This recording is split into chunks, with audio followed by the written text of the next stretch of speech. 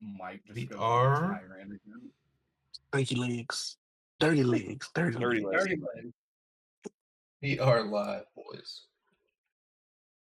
Alrighty. Well, live. We're ready to go. Has everybody got any final alibis? We are sponsored this stream by Marvel Strike Force. Don't forget to use the link in the chat to download the app and give me some money. And by me, I mean us. All of us. We That's a really good read right there. this has actually been a really lucrative D&D campaign. We've made oodles and oodles of doubloons. So many. Mm-hmm. Should the crew get some of those doubloons in gold, or like should it be spread equally around? Oh, Because it I'm already running has low. been. It already has been. Yeah, no, I sneak those earnings into y'all's loot. Don't worry. Let me see. I don't have much. No, You've you've got already so gotten much it. stuff in your pocket that you've never even used, man, and I don't think you understand how exactly much shit you could be doing in addition to what you're doing. You've got some crazy toys in there. Here. I haven't got to use my ring of force resistance yet. I'm just waiting to be hit one good time. All right, so we will go ahead and begin. On the last episode of Dragon Ball Z, we continued our assault of the Bandits of the Carabinus mother base out in the middle of the Varen Wood.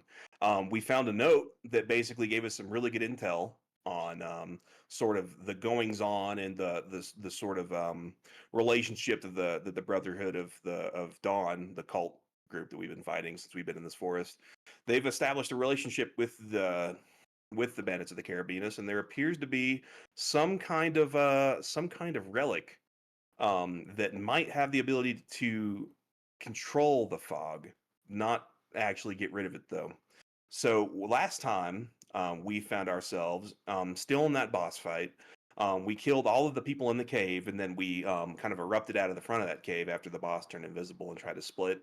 And that patrol had come back in, and we found Old Orc basically surrounded by just a pile of corpses as he continued to fight on bravely, as everybody else was inside dealing with the threat. And that is where we currently find ourselves on this episode of Dragon Ball Z.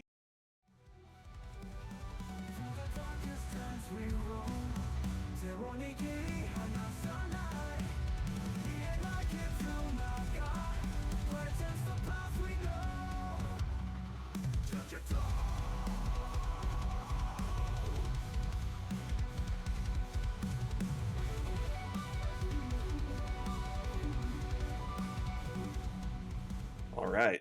Now I have activated the next thing. Everybody should be kind of slowly loading in. And just for some, just to let you guys know, I'm having some like horrible stomach stuff today, so I might be up and down a little bit, but I'm good for now. You describe for chat. Describe for chat. So, like, literally, have you guys ever seen like a video of somebody firing an old blunderbuss? Yeah. Is that the thing that they shot in World War II? That the thing that bounced? No, that was like the Elmer thing. Fudd, bro. That was like the thing. Elmer Fudd. So that was like reference. Yeah, chat's shotgun. Chat's having some serious Cartoon Network flashbacks. Oh, we got chat today. We got chat today. Oh my god. We have chat. How many are live on Kick right now? Yeah, is chat singular or plural? It says we have 3 viewers, and chat is a collective. Nice. Is it still loading for everybody? Yep. Still loading. Yeah. All right, cool. I'll just make sure. Oh, there we go. I just got him. I'm still loading.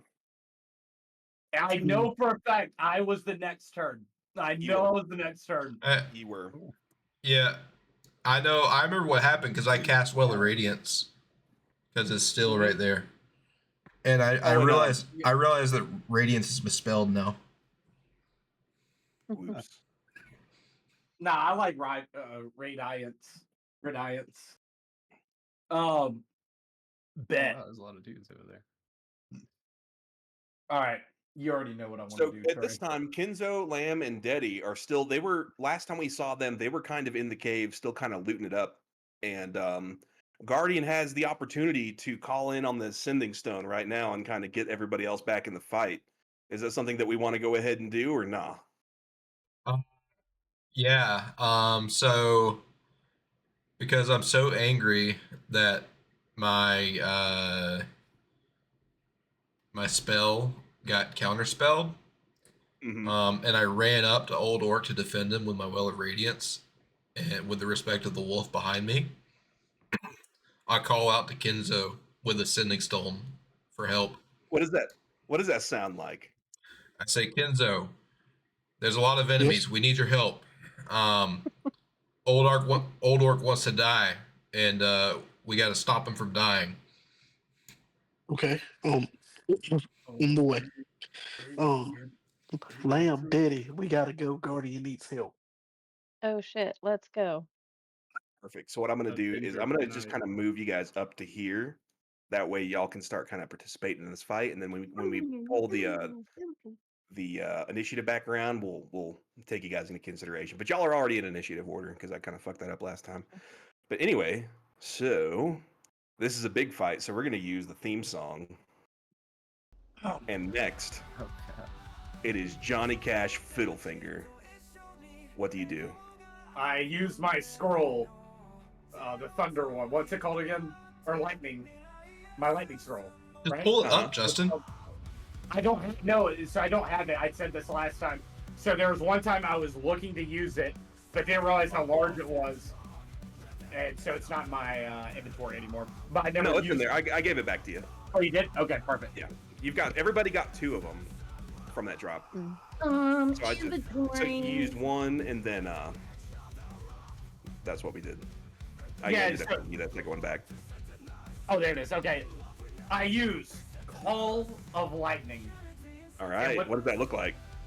So what it looks like is I whip out of my little. I have the little endless pocket thing Uh-huh. in my pocket. I take it out and I reach in, and I pull out a scroll. And when I open it, lightning starts bursting from the side. And then I said, "Zeus, my God, I need your power! Strike down my enemy!" And I lay it on the ground and I do some hands like, and you hear the Naruto sweep, and then a bolt of lightning. Wait, Sorry. hold on. Wait, you hear one of these? Oh wait, hang on. The music's too loud. Hang on. You hear one of these? It's just such a quiet sound effect. I've got it on max. So I do that, and lightning starting in front of Guardian and Old Orc bellows down in front of them and just cascades toward the enemies. Like, All right. Do you want to place down the measure template, or shall I? oh yeah, I should probably do that. Yeah, I'm just Yeah. Go ahead and fucking do that then, Sweaty. sorry. I'm just having a little boner. Damage. Consume. Oh, and I'm gonna place it. God, dog, I forgot how big that is. Oh, it's a. And no, it's fucking massive. God damn it. Hold on. Call Lightning is like a problem solver. Yeah, it would have been nice if mine would have worked. Holy back up. Well, sometimes there's a boss that has counterspell, and then sometimes she doesn't want all of her people to get cooked. Here we go. And unfortunately, she has. I will say this: Oh, shit. when she used counterspell on you, that was the last counterspell she had. It was. That's why I was pumped. Because I knew it. Look, I wanted to use it first, and I figured that would happen, but I knew everybody else still had it. All right, so you're gonna do that, and let's see what we have to do here. 100 feet. Choose a point you can see. So, what do these guys need to do? Is it like a creature takes 3d10 on a failed save, so they need to make some saves, don't they? Yeah, they're gonna make. The spell fails if you can't see a point in the air, which I can. When you cast the spell, choose a point within range, bolt, blah, blah, blah. So on each turns until the end. So you have to choose a point, and Already from that did. point, within 5 feet of that gets the damage. Jesus, that's huge. So it doesn't look like they miss. It looks like you're just getting hit. Yeah, you but have to. when You, cast you, a spell, you, choose a point. you have to choose a point within the template. Oh, So, like, I do? You have to choose a point within the template that's affected to call down the storm. Oh, wait a second. So it doesn't affect everybody here. Right. So if you Okay, that's choose it interesting. here, it affects everything this area. Gotcha. Okay, Oh, wait. that makes sense. So I could place it technically with all of us, but then within where the point is, it's only going to be 5 feet around there, not everything in purple, correct? Yeah, that's correct. But like, you do kind of have everybody that is currently fighting, except for the invisible boss. We don't even know where she's at right now. She could be in this. We don't know. But everybody that's currently visible to you is in the area of effectiveness. So like, which group of people do you want to start fucking up? Probably these people direct, like, all around us. So, it's a 5 feet spot. So is each square a foot? Yeah, each square is 5 feet. If I put it here, that'd be 1, 2, 3. No, each square is 5 feet. So like, if you got it right there, it would get like this guy, this guy, this guy, this guy. If you put it right here, it would get this guy, this guy, this guy. Oh yeah, let's get those archers. Yeah, so I'll put it right here. Okay, perfect. You're gonna get the druid with that too. Yep. All right, cool. So they are gonna take. See within range of flash attack from the cloud. Each creature within 5 feet must make a dexterity saving throw. A creature takes 3d10 on a failed save. So let's say they need to make a 12 DC saving throw, and then let's just do that. They need to make a 20. Nah, that's crazy. The druid definitely doesn't make it though. Druid. So this scout makes it. That doesn't count. This guy does not make it.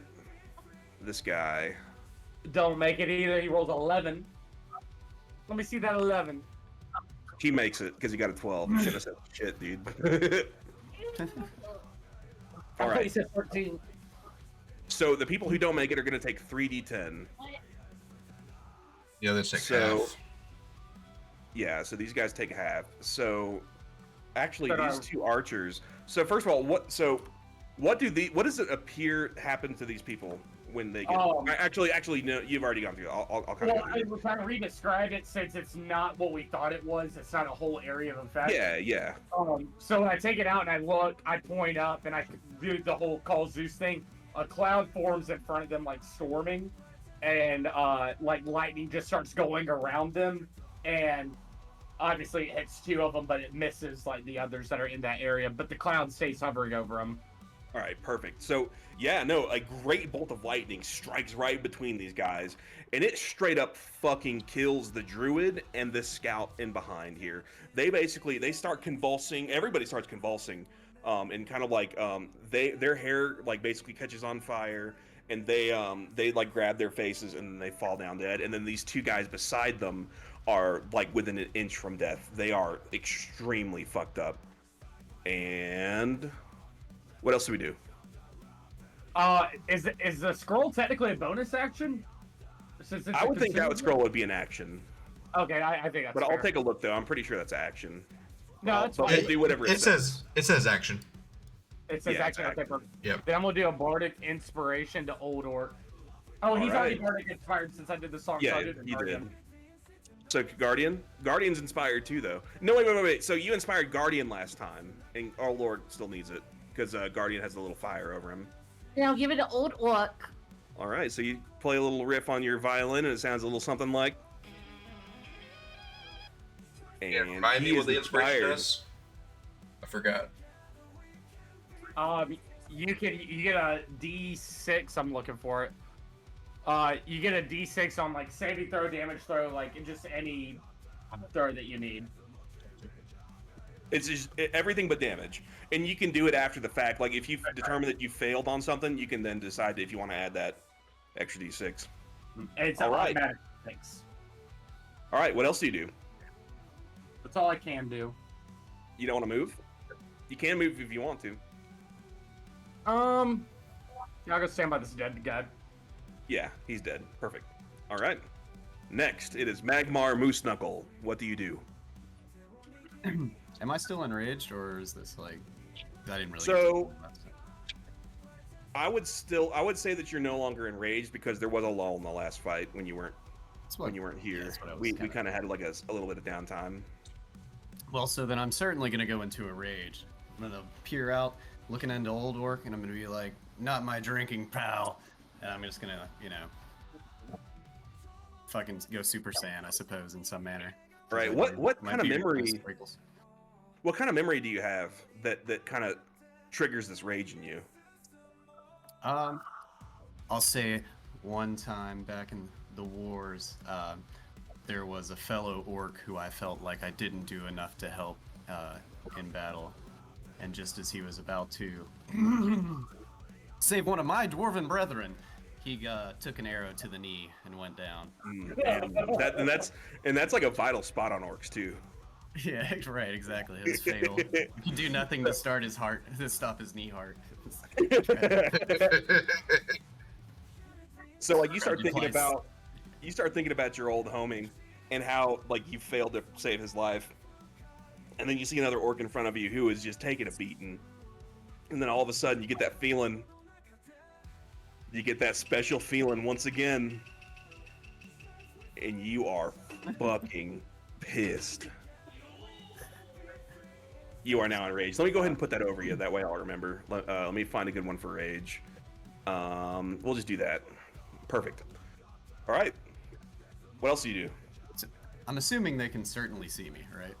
Oh, everybody's close enough. Everybody can kind of see each other. It's really foggy out here. Okay, that's cool. But like, there's enough commotion and movement right now where there's like wisps of fog like moving off of everybody's bodies. So like everybody's got a pretty good understanding of where we're located right now. Yeah, no, I got you. That makes sense. You know what? So yeah, basically all the fighting is happening to your south. Everybody over here on the right is dead. Yeah, I did get that. That's what I was just kind of. I mean, so I'm gonna have to go ahead and try it. How much movement do I have again? Sorry. You've got, I think, 25 feet. Okay. Oops. Can I, yeah, can I, like... Can I make it to this? Could I go stand in front of Guardian?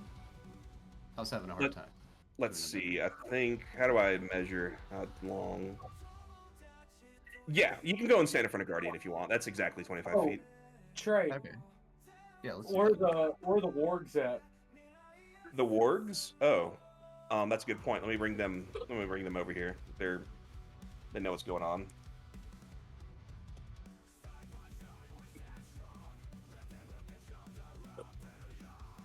They're over here.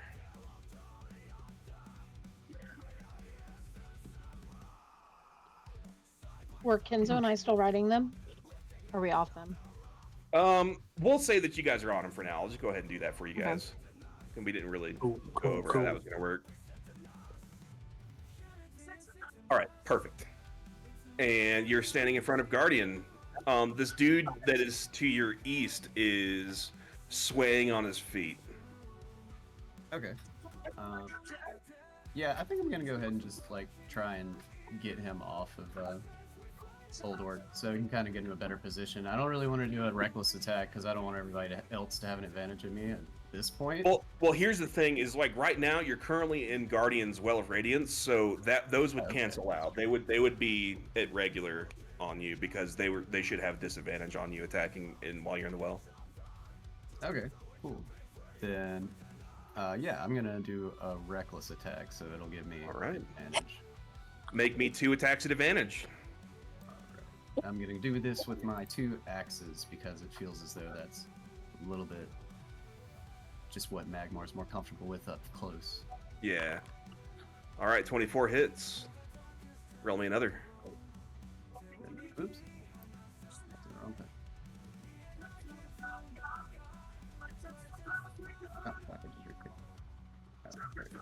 Sorry, it's been a second. No, you good. All right, those both hit. All right, roll me 2 damage. All right. 7. 6. All right, that does 13 damage to him. What does that look like? It doesn't quite kill him, but it hurts him really fucking badly.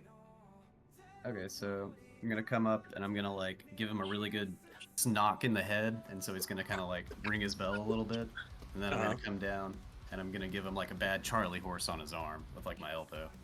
Nice. So yeah, you come down and you conk him on the top of his head with like the pommel of your axe, and he's like kind of like dong. He's like sees little birds floating around his head, and then you come down and you just like Charlie horse him right in the elbow, and he's like, "Oh, my fucking elbow!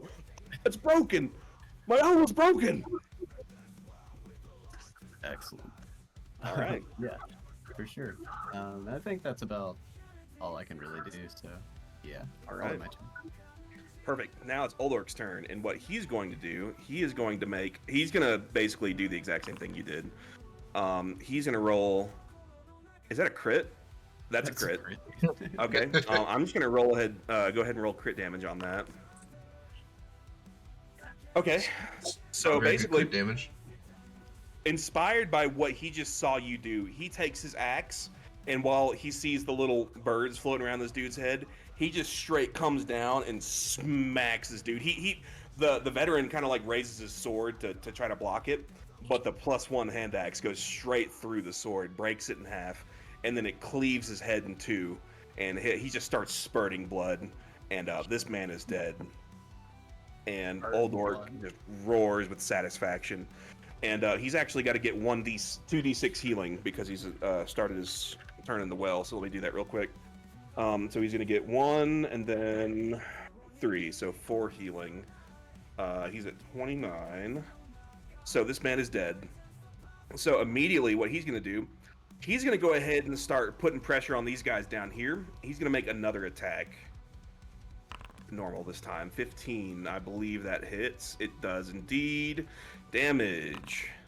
He's going to take his second attack. So he's basically just did all that in one fell swoop on this guy. And then he like basically pivots around like in basketball and gets in between these two dudes and then smacks this dude right in the chest. And this guy is wounded more than he's ever been wounded in his entire life. He is very, very hurt in front of him. And then this other bandit right here, he just kind of looks at him and he's like growls at him while he sees his friend over here wounded. And now it's this guy's turn. He's going to run over here to Magmar Moose Knuckle. He's going to make an attack against you. Does a 10 hit? I don't believe it does. No. All right, that does not hit. This guy is going to attack Oldork with a scimitar. 20, I believe that does hit him. So we're going to go and we're going to deal... He takes a swipe at Oldork, but it doesn't connect really well. It does kind of like split his armor a little bit in the front. But like ultimately, he's not very badly wounded. Next is this guy right here. He is going to make an attack. He's going to make 2 attacks, actually. One's at 20, and he's going to make these against Guardian in the back here. Does a 20 hit you, Guardian? I believe it does. Yeah. Yes. For sure. All right. So he launches an arrow at you. The first one, he launches 2 arrows at you. He does like the Legolas thing. He takes like 2 and like, and then one of them kind of like glances off your shield. The other one hits you squarely in the pectoral. It's not really in there. It's still kind of like a wiggly shot, so it didn't make it all the way in, but it did hurt you considerably. It's painful. Why do I have concentration? Do I have concentration? Oh, I cast something. I cast something earlier on I think Deddy. Last Shield of battle Faith. phase. Shield of Yeah. Faith. Yeah. Yep. That was it. So you're wounded. I don't think that was enough to affect your concentration though. All right, Okay. This guy's gonna do the exact same thing. He's gonna make 2 bow and arrow attacks on Guardian. Nope. He recognizes that you're kind of keeping the group alive right now. 10 and a 12. I don't believe either of those hit because you've got like the highest AC of the whole fucking campaign. I got 17, so no. Yeah. All right. This bandit right here is going to make an attack against Oldork at advantage. 17, I believe, hits Oldork. Yes, that's exactly what he needs. He's going to deal 7 damage to Oldork. So he's going to take an attack on him. And hang on, I need to put the right amount of health on this guy. I just gave him like 420 health. Happy 420, everybody, by the way. and he basically takes a lash against this dude, and he cuts his arm. He's got like a big gash going down like the front, like the bottom of his left arm here, and he's like quite wounded. That hurts really badly for him. And let's see. Will work. Next is the Wait, boss. Am I in initiative? I don't see myself. Oh, you're not. Hang on, let me do that for you. Combat state. Let me do that now. Oh, and can you move me to where I was before? I had a plane. I was like on the edge of the river. I'll put you right here. We'll just say that you're right there. All right. Okay. So next is the boss's turn. The boss is still invisible.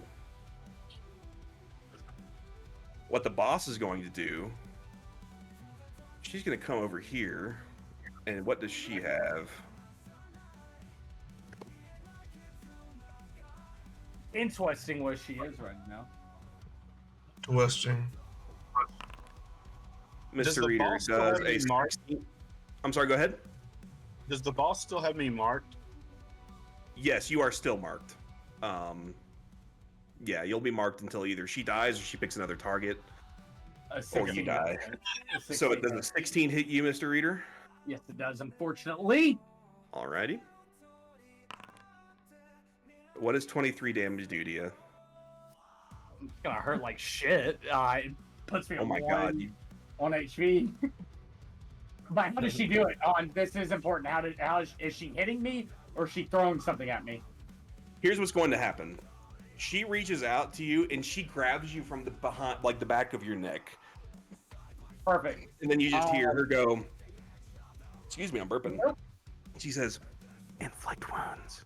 Does it And then all matter? of a sudden, Does it matter? I'm gonna cast Hellish Rebuke. yeah, that's gonna happen after this happens. Okay. So she basically reaches out and she says, inflict wounds. And like all of a sudden, like you feel your whole body erupt in like just like pus, like undulating pussing wounds. They all look like symbols of power, like as they kind of like erupt and burst and bleed black on your body. And she really fucks you up. You've got 1 HP left, my friend, and you cast Hellish Rebuke.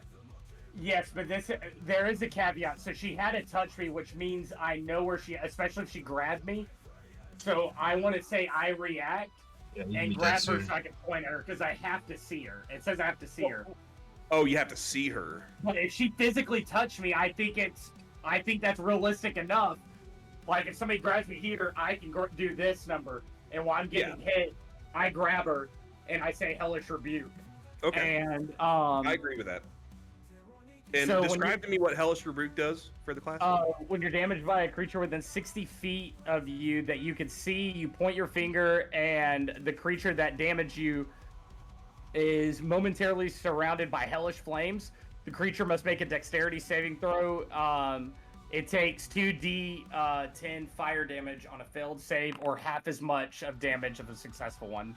All right, so I was gonna give her a 12, or what? No, that's a 14. So she rolled a 16, so she makes it. So she's gonna roll. Go ahead and roll your damage, and then she's gonna take half.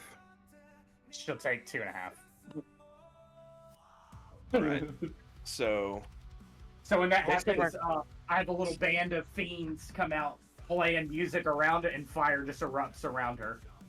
So what happens is, it's like your little band of demons, they all oof, like up beside of her, and then they start pointing at her, and they go, heckler, heckler, heckler, and then she like lights on fire, and she is no longer invisible.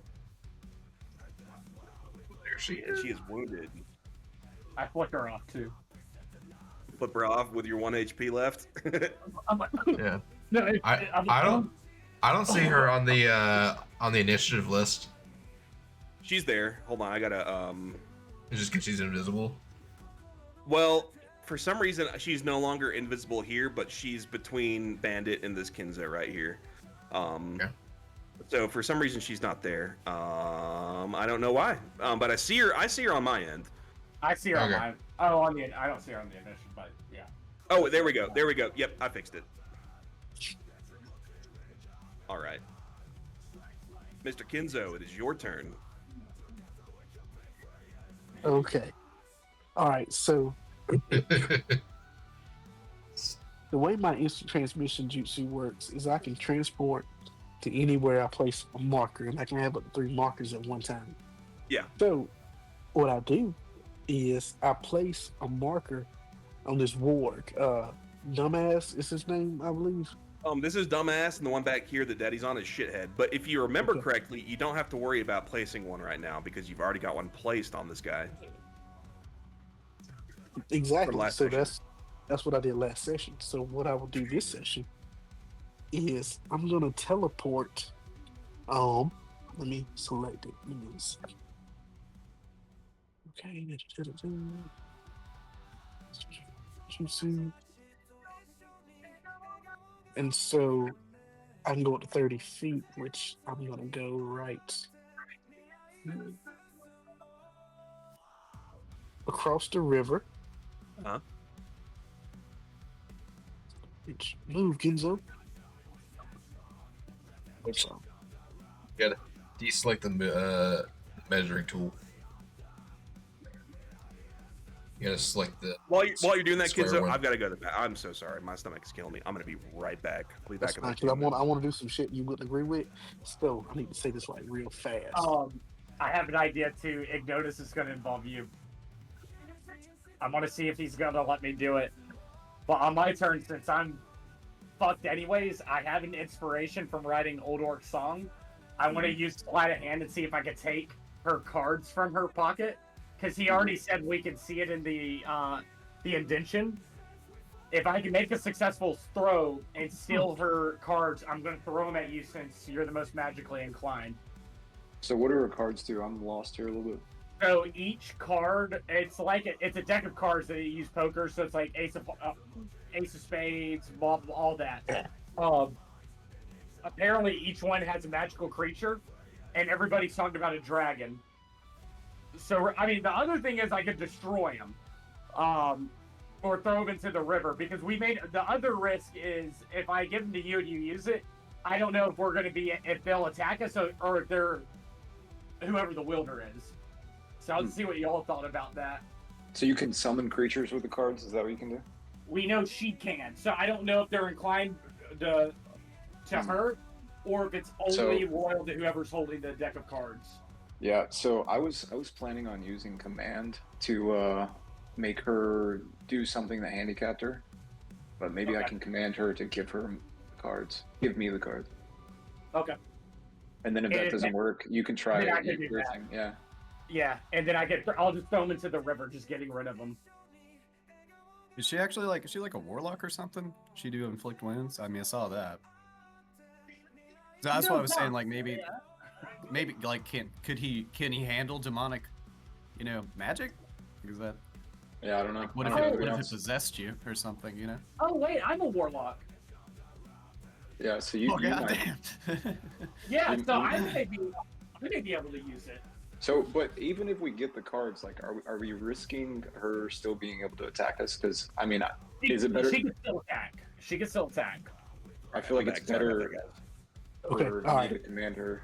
Sorry, go ahead, Kenzo. My bad. We're still in your time. So what I'm gonna do now, GM, I teleported right where you see I am, and so with ninja precision, I'm gonna use Shuriken Jutsu. On the 2 targets surrounding on each side of Old Orc. All right, go ahead and cast that and place the measured template.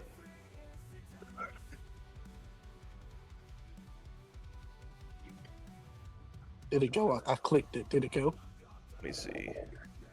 2-4 up to 30 feet line. Oh, well, maybe I didn't actually program that correctly. Let me see.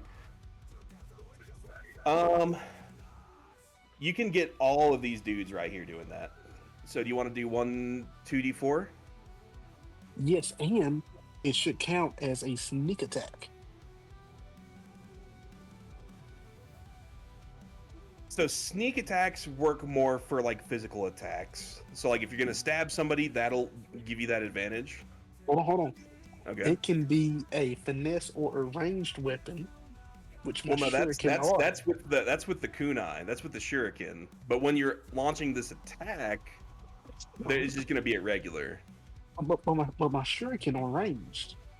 Yeah, but this is like a spell you're casting. This is a jutsu you're using. Oh, okay. It works differently when it's like spells versus weapons and stuff. I got you. I got you. Okay. Either way, I think this is going to work to great effect. Okay, let's do what you said. All right. So we're going to do 2d4 on these fellers in front of us. A Okay. d4 looks like a triangle. I've got one right here. Would these be at advantage since I just popped up on them like out of thin air? Not so this is just guaranteed damage. Like you don't even need to worry about that right here. This is like Okay. casting magic missile. So that's a 4. That is a 1. So everybody here is taking 5 damage. So here's how this works. So this guy's going to take 5. He is quite wounded. And these 2 guys down here are going to die. What does that look like? So with it being a jutsu, and in each of my fingers pop up 5 shuriken apiece. Uh-huh. And I, with great bicep strength, and you just hear a do do do do do do do, and they're just being struck with shuriken in each of their most vital areas. All right. These 2 men down here, they fall under this just like this hailstorm of shuriken coming at them. This man takes a few in the chest, and he is wounded, but he is still on his feet. What else do you do? Do you want to teleport to the end of this like cone right here, or do you want to just remain where you're at? That's the beauty of it. I can use a bonus action to teleport back to my other marker on the ward out of danger. Okay. You're finally learning how to play Kenzo. Pure cinema. All right. So you're good. You are now safe. Perfect. We're good. We're good. That is a great way to use your character, Mike. I've been waiting for you to start actually using these abilities. I've been doing some thinking, yeah. So this guy's pissed. He's gonna run up at you, and he's gonna take an attack at you with a light crossbow. Does an 11 hit you? I don't believe it does. No. All right. So he fires a crossbow at you, and it just whizzes right past your head. All right, Ignotus, it is your turn. Let me take all these effects off you real quick. So Ignotus has been in somewhat of a daze since he got knocked out 2 sessions ago, and he's kind of coming to. You know, he's realizing what's going on. Hang on, Braden, one second. Hey, Ryan, are you able to turn down your volume at all? It's like we're hearing all of ourselves twice. Oh no, you're good. It's just like I don't know about everybody else, but I'm not able to talk there's definitely hear an echo. my own self. You know what I mean? It fucked me up. That's better. I'm sorry. All right, So Ignotus, Ignotus is he's kind of gaining conscious, right? He doesn't really know what's going on. He realizes he's back outside. All these guys are fighting these bandits. But what he does know is that this Valletta chick is right here, and all he can remember is her and her fucking bird fucking him up. All right, so he's pissed off. Okay. Oh shit. So what he's gonna do is he's gonna use command on her. Okay. Let's see. All right, so she has to roll a 13 wisdom saving roll. All right, let's see what she can do. She's averagely wise. All right, word. She rolled a 13. Bro, does that fucking save it? That does, yeah. You have to have a 13 or higher. That's fucking ass. I don't have Are any, you is he inspired at all? I think you do have inspiration, but that wouldn't affect her roll. Yeah, that wouldn't affect it, would it? Yeah, and he is not inspired. I think he burned it last time he played. Do I happen to have? I think I used all my. Use your portents too. Well, shit. I guess that's my action, huh? Yep. Well, Right. all right. Plan B. Yeah. All right. Well, fuck. My turn's over. Alrighty. This bandit You can right still move here. if you want. Yeah, you can No. move if No, you fuck, want dude. to. I'm gonna move closer to this. Why don't you try to like get into the well so you get like at least some safety? Nah, dude. Fuck this Okay. bitch. I'm moving close to her, man. Okay. All right. How do I move? This bandit right here is going to take a swing at Old Orc, but he's going to miss. And then we're back at the top of the battle order. Mr. Guardian, what do you do?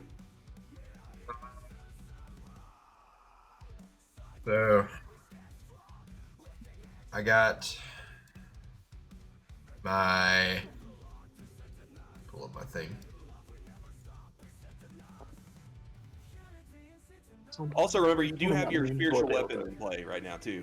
It's Yep. flat. Um. Isn't it? So this guy's dead, right? Yes. I'm gonna send my spiritual weapon to attack this guy right here. All right. That'll be your bonus action. Yep. And then he's going to make an attack at. Hold on, let me see if this is advantage. I think it will be. Yes, because he's being threatened by Old Orc and Magmar. That is a crit. Oh. Nice.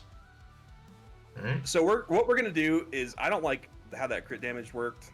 I think that's kind of lame as a crit because he rolled a 1. And you double it? Like We're gonna any go ahead. straight We're gonna go damage? ahead and give him some crit damage because that didn't really work good. So how does this kill this guy right here?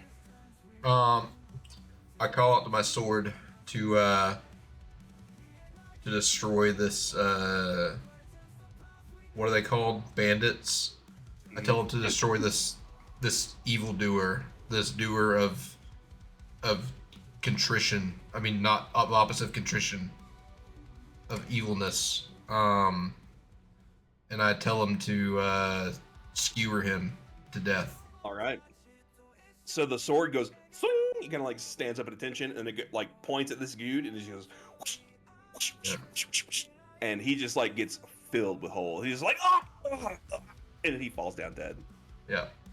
And The then sword just sits there waiting for its next order. I cast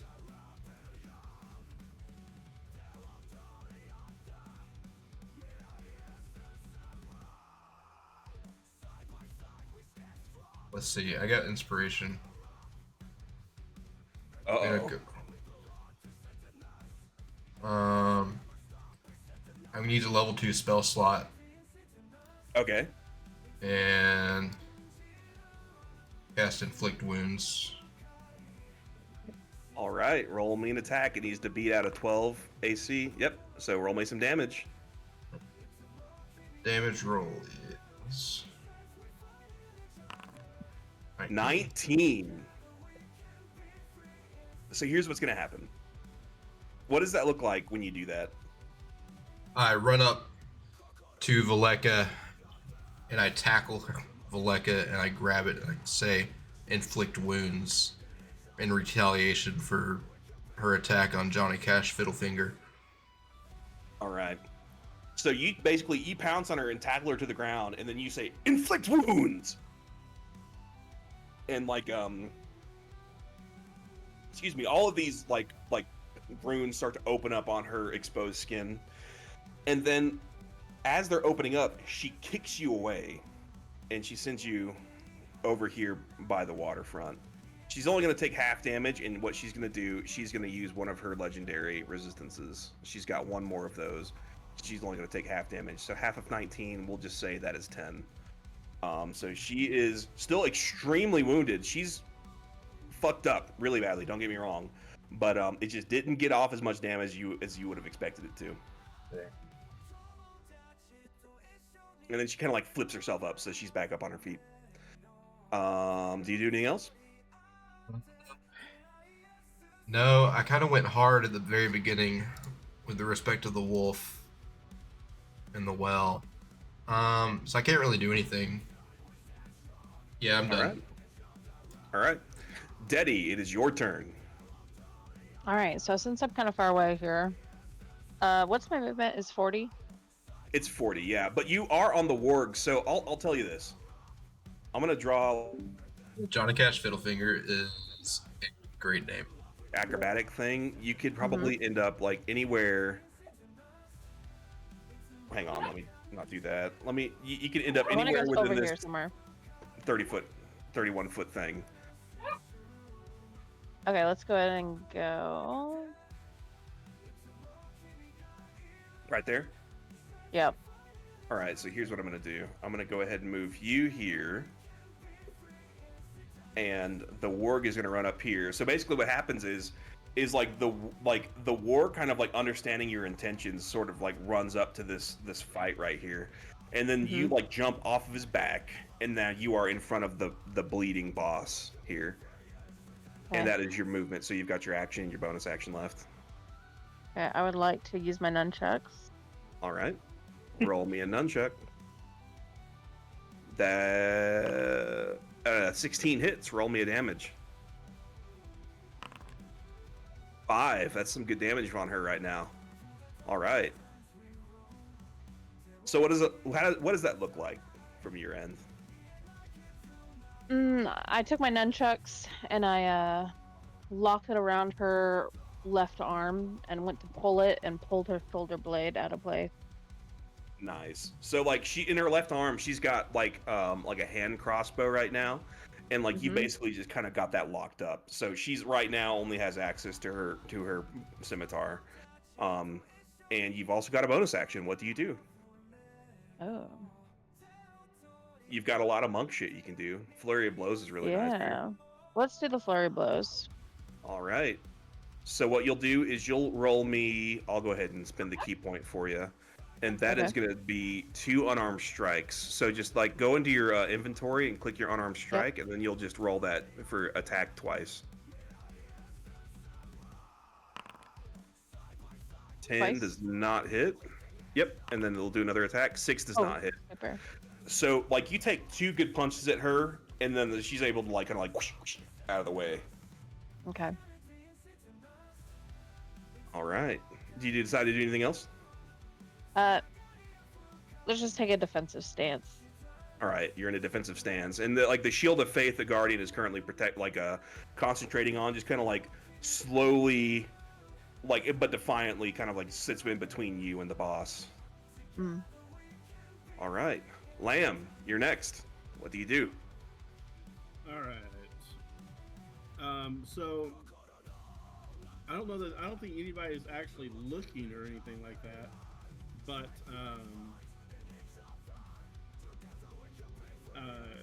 if anyone's actually looking, Ikarak has actually is kind of bent over and is kind of sketching and looking around, and is slowly backing himself up back toward the cage, the holding cage where y'all guys found him. But as he looks over, he sees Deddy actually run across the bridge on top of a wolf, and he takes a couple of steps towards her, but then you can see that he's obviously scared again. So he's actually going to cast on Deddy. If I can click and get it open. He's actually going to cast on Deddy Bless. Now he can cast. Oh, nice! People, but he's only going to cast it on Deddy. Okay. And I need to what does Bless do for the class? That's the first time we've used Bless since so I think it has a episode. D4 if I remember correctly. So so the target you can throw it up to 3 people, and whenever a target makes an attack roll or a saving throw before the spell ends, the target can roll a 1d4 and add that number rolled to the attack roll or saving throw. All right. So that should help her. Perfect. What does that look like when you do that? Basically, he's kind of bent over, and you can still see that he's kind of confused and so forth. And he kind of like points his hand and throws it over, and waves his hand towards her, does a couple of signals, and as the bless makes its way towards her, he turns around and starts walking back towards the cage. All right, perfect. Put yourself wherever you want to go. All right. And then, basically what happens is you release, this, illuminate force that basically just, flies toward Deddy. And, the spirits of hyenas basically just kind of, travel forth. And they, plash against her body. And then she feels, this strength, this inner strength, kind of, well up from within her. And she is blessed. I'm going to put a cross. There we go. That looks cool. All right, what else do we do? And that is it for his turn. He is All right, perfect. standing outside of the. He is standing outside of the jail cell. He doesn't want to go into it. And he's basically next to this little table that some people's at, and he's just kind of like keeping the table in between him and most of the action that's going on. Gotcha. Yeah, and that anxiety that you feel is like kind of like welling up within you, like, Oh yeah. like the other half of the coin that is your bravery and your worshipfulness is like the cowardice that is you, and you feel very much right now like you can't handle this. Yeah, I'm definitely backing off. All right, Johnny Cash, you're up with your one little pipsqueak of health. What do you do? Low HP comes with big plays. I want to use my sleight of hand to take the cards out of her pocket. Okay. Roll. So she's in the middle of fighting you right now, and she really doesn't want you to be around anymore. So, Can I make an argument? okay, make an argument. And Let's see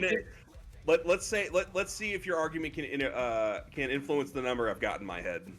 Can this have been happening? Could I have used this opportunity for the sleight of hand when she was being tackled by Guardian and being inflicted by wounds? I would say at this time, like you are still reeling from having taken like 20 billion damage. But So, I'm like, on whatever adrenaline. you're- I'm Johnny Cash fiddle fucking fingers. I'll Been say- nervous. I'll say whatever you're doing right now. Alright. So what do I need to roll? So in order to dexterity check her, like you got to commit to it before I tell you the number. But it's a high number. It's likely that you won't make it, but it is doable.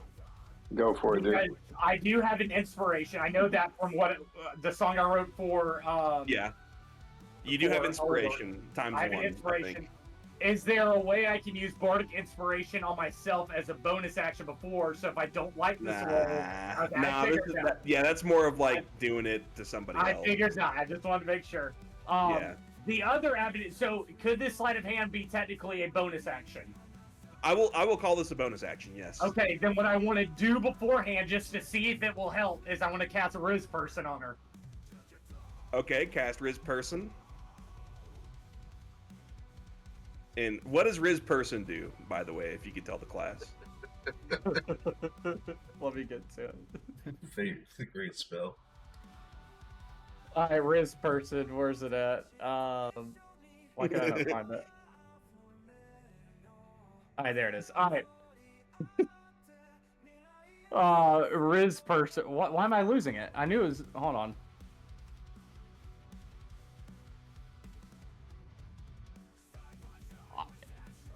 Empire of Dirt, Evil, Fire, Infernal, Joker, Strict. I don't have. Oh, there it is. Okay. Alright, Riz person. You attempt to charge a humanoid you can see within range. It must make a wisdom saving throw and does so with advantage if you or your companions are fighting it. If it fails the saving throw, it is charmed by you until the spell ends or until you or your companions do anything harmful to it. The charmed creature regards you as friendly acquaintance. When the spell ends, the creature knows it was charmed. All right. And what was the saving throw on that? Does it say? Go ahead and cast. Yeah, it's a DC 14 Wisdom. Yeah. All right. So what we're gonna do a DC 14 Wisdom saving throw at advantage because you're fighting. Just roll at 20. Oh my god! So what do you say to her? What do you say to her to try to raise her up? She rolled a nat 20. No, it wasn't that. Chill out. No, she did. She No, did. It's right You there. got rolling that She 20. did. It would be green. She It's rolled green a on my straight screen. 20. It's not green on mine. Oh. She Yeah, rolled a it's straight 20. She rolled 8 and a 20. She rolled 2 dice. An 8 and a 20. Yep, I see that too. And then I'm gonna What look do you at her. I'm like, hey, shawty, you looking mighty fine today. But I'm coughing up blood. Like, I don't look good right now. Okay, so she looks at you as you say that, and she says, "Fuck you," and she's gonna headbutt you. Make me a dexterity saving throw. Beat me out of 3. A 13. Beat me out Don't of do 12. this bullshit. Beat me out of 12. I knew this bullshit would. Come on. If you can beat me out of 12 on a dexterity saving throw, you won't take 1 damage. Okay. So Alright, like she thank tries God. to headbutt you, but Just kiss her on like the you kind of forehead. just get out of the way for it. I knew to kiss her on the forehead. Oh my god! You kiss her on the forehead. Yeah, and then she's like really back. I go. She fucking hates you. So then I'm gonna use sleight of hand. So when that's when I'll do it. So when she's going back, because she's she's caught off guard. She's looking at my head as I'm kissing her and doesn't notice my hand. Okay. Roll me. Okay, that's totally fair. That's totally fair. Make me a dexterity check at advantage. You need to roll me a. It's a sleight of hand. It's a sleight of hand. Yeah, sleight of hand. I'm sorry. Yeah, sleight of hand, and do that at advantage. You need to roll me a. I'll give you a 14 because this Let's is like. go, dude. Like 18. 18. All right. So you reach into her little breast pocket, and you find. And since it was so high, I get it, and I also flick my hands and flick her nipple. Take it out. No, I'm not gonna do that. I just take the card. I just take the card. I'm not gonna push it. I just take the cards. All right. Here's what I'm gonna do. I did notice they're pierced, though. I did notice they're pierced. You've got an item in your pocket now. Yeah. It's a deck of illusions.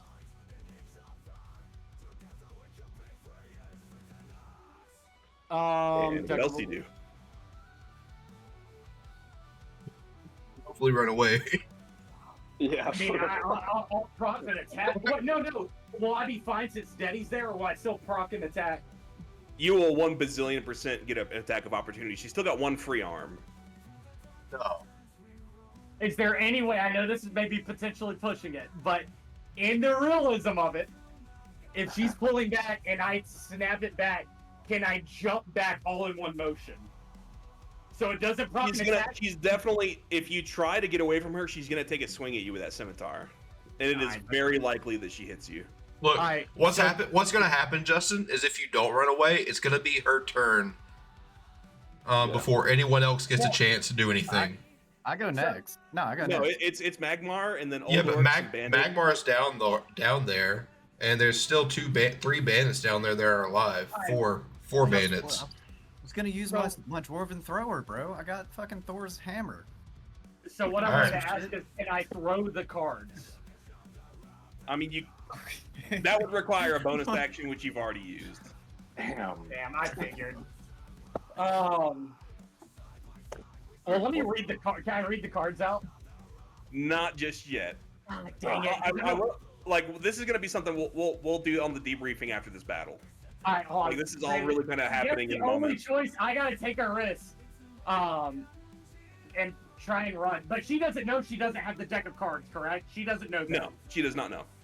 All right, then we'll try and run away from her. If she hits me, she doesn't know I have them. Okay. Because I'm gonna get hit regardless. Alright. Fuck! Here we go. I gotta try to run. I'm gonna run toward Ignotus. My goal is to end up being behind the ward. What do I need to roll? You are a fucking lucky bastard.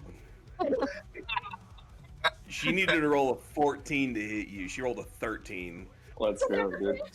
And I'm gonna hide in the bush right here. Okay, perfect. So, like, you kind of, like, look at her, and, like, you take those things, and you do exactly what you just said. You do your cool backflip, and you kind of go, eh, and then she, like, as you're doing that flip, she takes a swing at you, and it, like, cuts off just, like, the littlest piece of your hair in the front. Which I'm very upset about. I'm very prideful of my hair.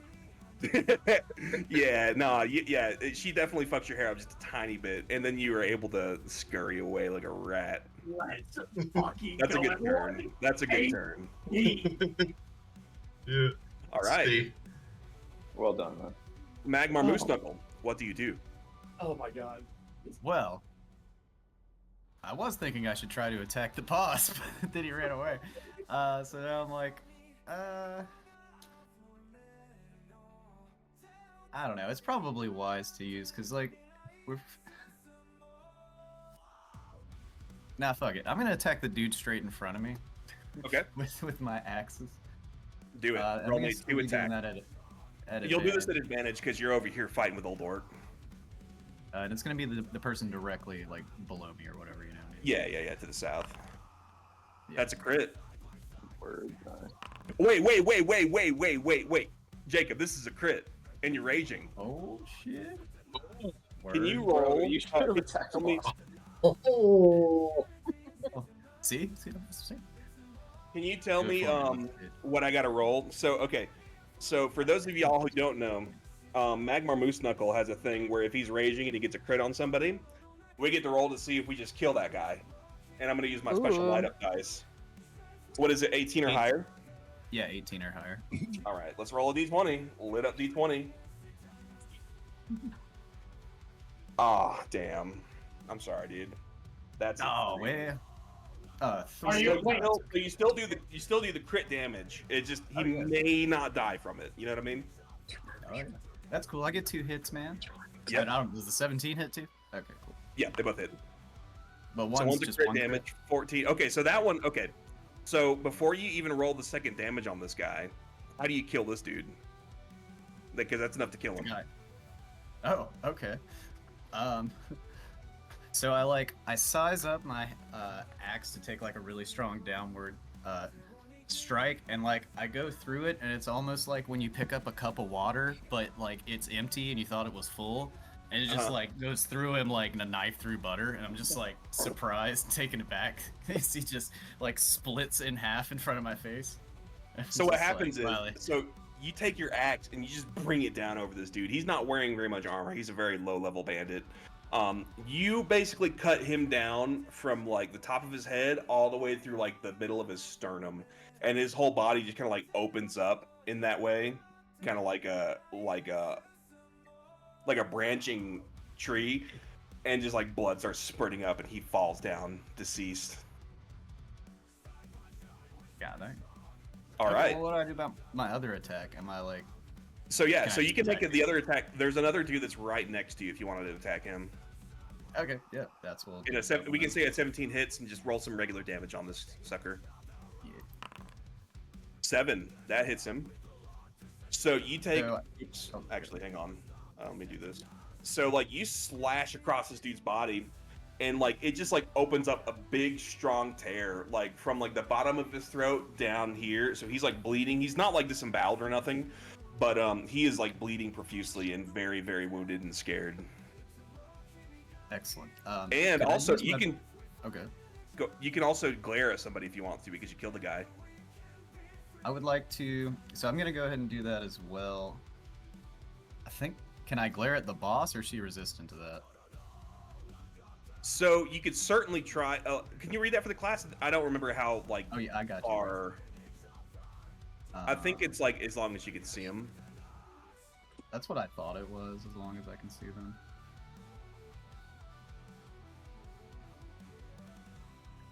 Within 25 feet.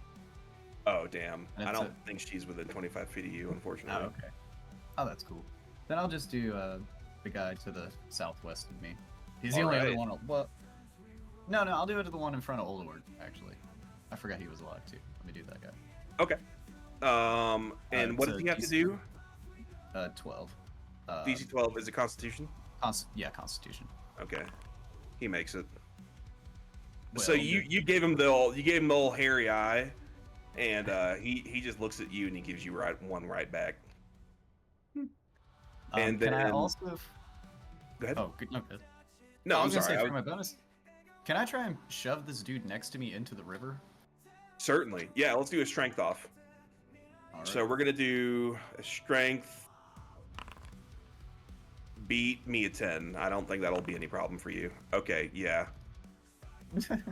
So you push this guy in the fucking river, and he's like struggling to like breathe. He's getting taken down river.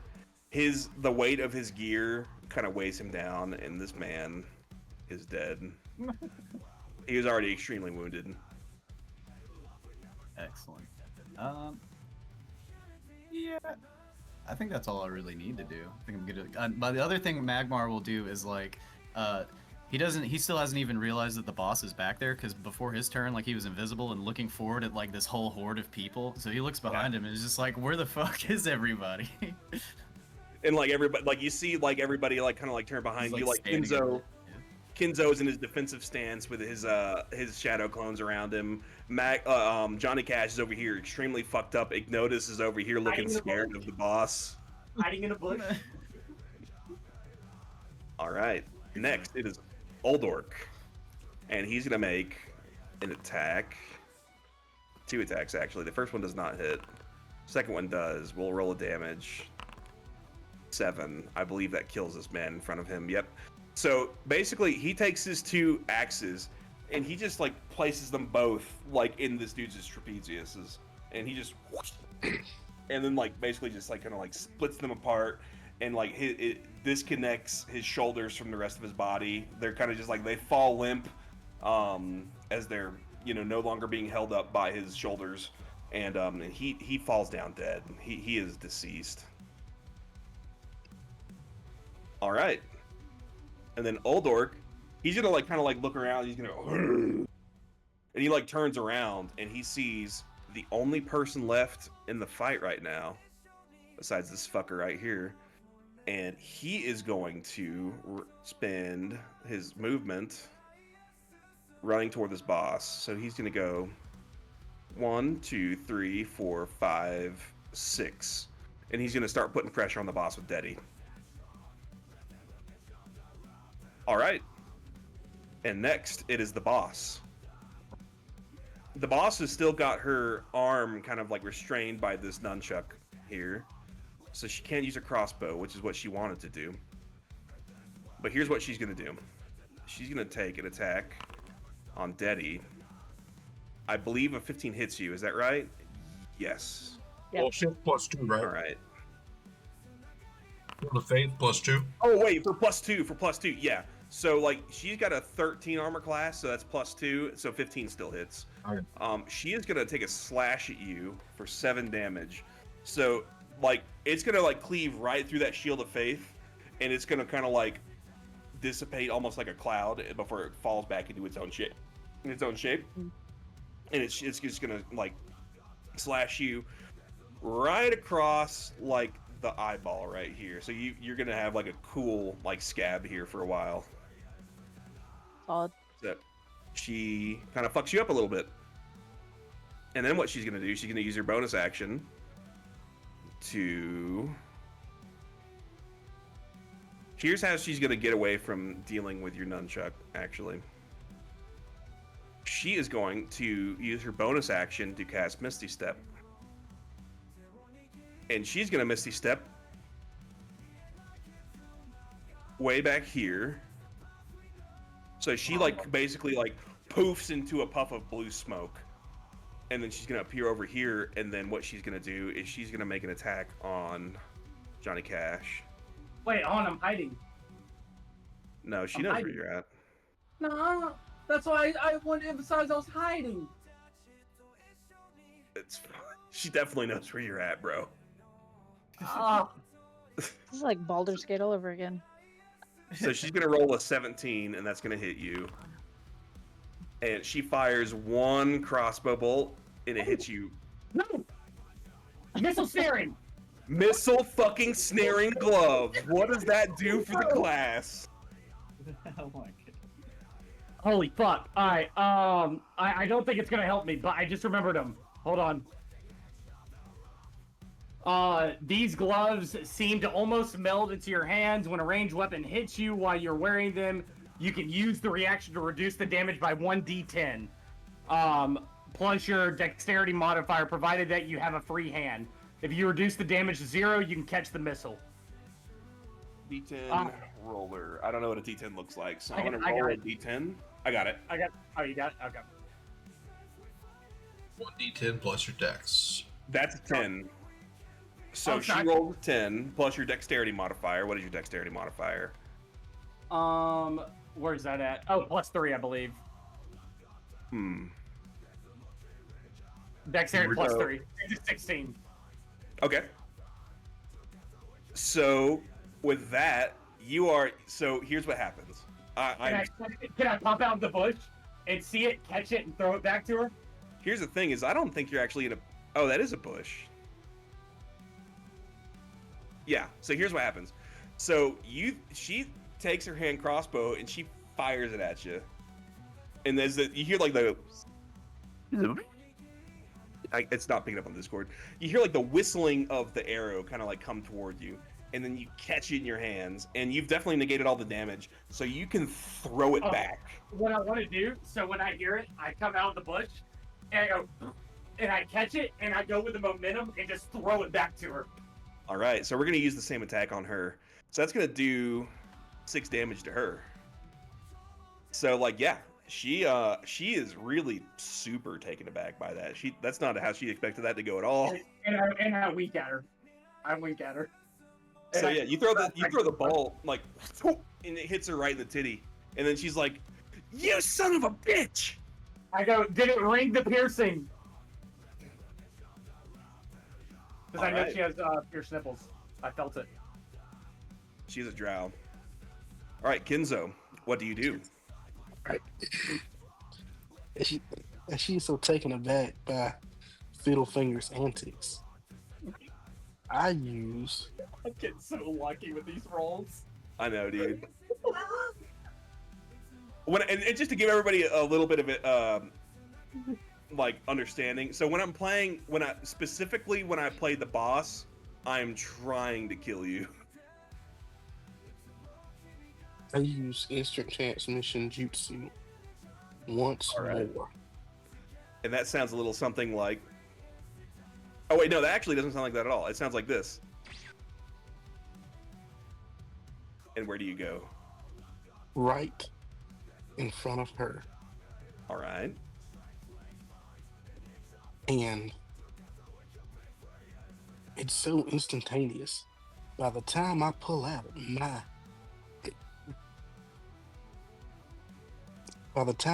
my cave scorpion claw filled with poison and jab her in the gut with it. All right. Now, will this be an advantage? This will be an advantage.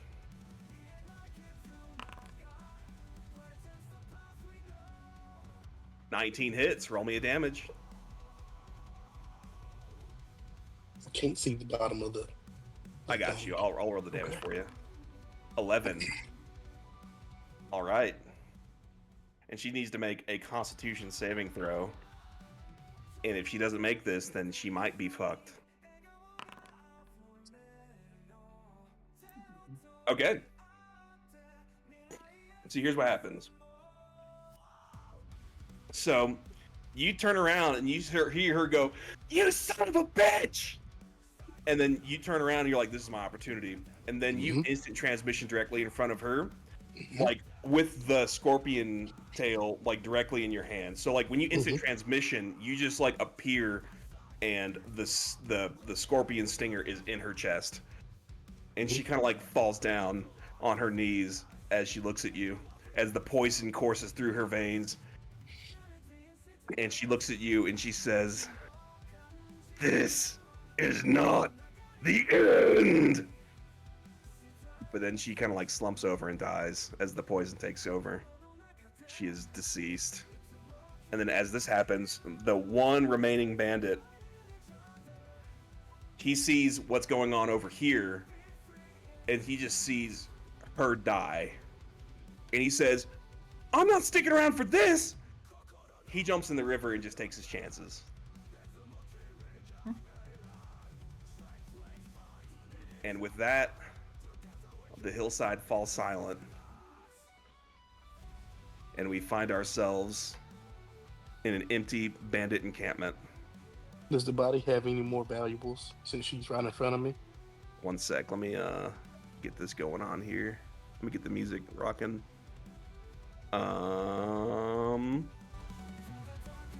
Let's go. Here we go. The forest side falls silent. This babbling sort of like river beside you is basically all the stuff, is all the sound that you guys hear at this point. We have successfully defeated all of the bandits here at this camp and the patrol that came back in. We have secured an amount of food for the Elven Arms Inn. We have secured the Deck of Illusions from the boss. Which, but nobody knows that yet. Nobody knows it yet. Anyway, so I'm gonna go pee and then make myself a whiskey, and I'm gonna let you guys start kind of like role playing what the end of this battle is like here. I'm just gonna loot I'll the be body. right back. So basically, what you find, Kenzo, before I go any further, you find on her a really finely made drow hand crossbow, and then a viciously curved drow scimitar. You reckon that these are both very powerful weapons in the hands of someone who knows how to use them. But and everybody else basically just has like, I'll say this, like as far as loot goes, everybody finds enough to carry home 150 gold. We're not going to worry about like selling items and stuff because that just gets really tedious. But basically, everybody accrues like 150 gold worth of wealth from this fight. And I'm gonna let y'all guys kind of have at it while I go pee and make this drink, and I'll be right back. And then, reader, if you want to, you can start to kind of like analyze those. I already did. I was gonna use them. If I already read it, was gonna use it, and okay, go ahead right and there. like let's role play it, but let's kind of like read it out for the class as well. Let's all find a way Do to. you want me to do that when you get back? Cards. Do you want me to do that when you get back? No. Just go ahead and do it because this all happens in the theater of the mind anyway, and y'all don't need me. So I'm just gonna go pee and make this drink. All right. So first thing I'm gonna do is I'm gonna come out of the bush limping and coughing blood. The adrenaline's kind of coming down, and I'm gonna be like, "Gizmo, please help me."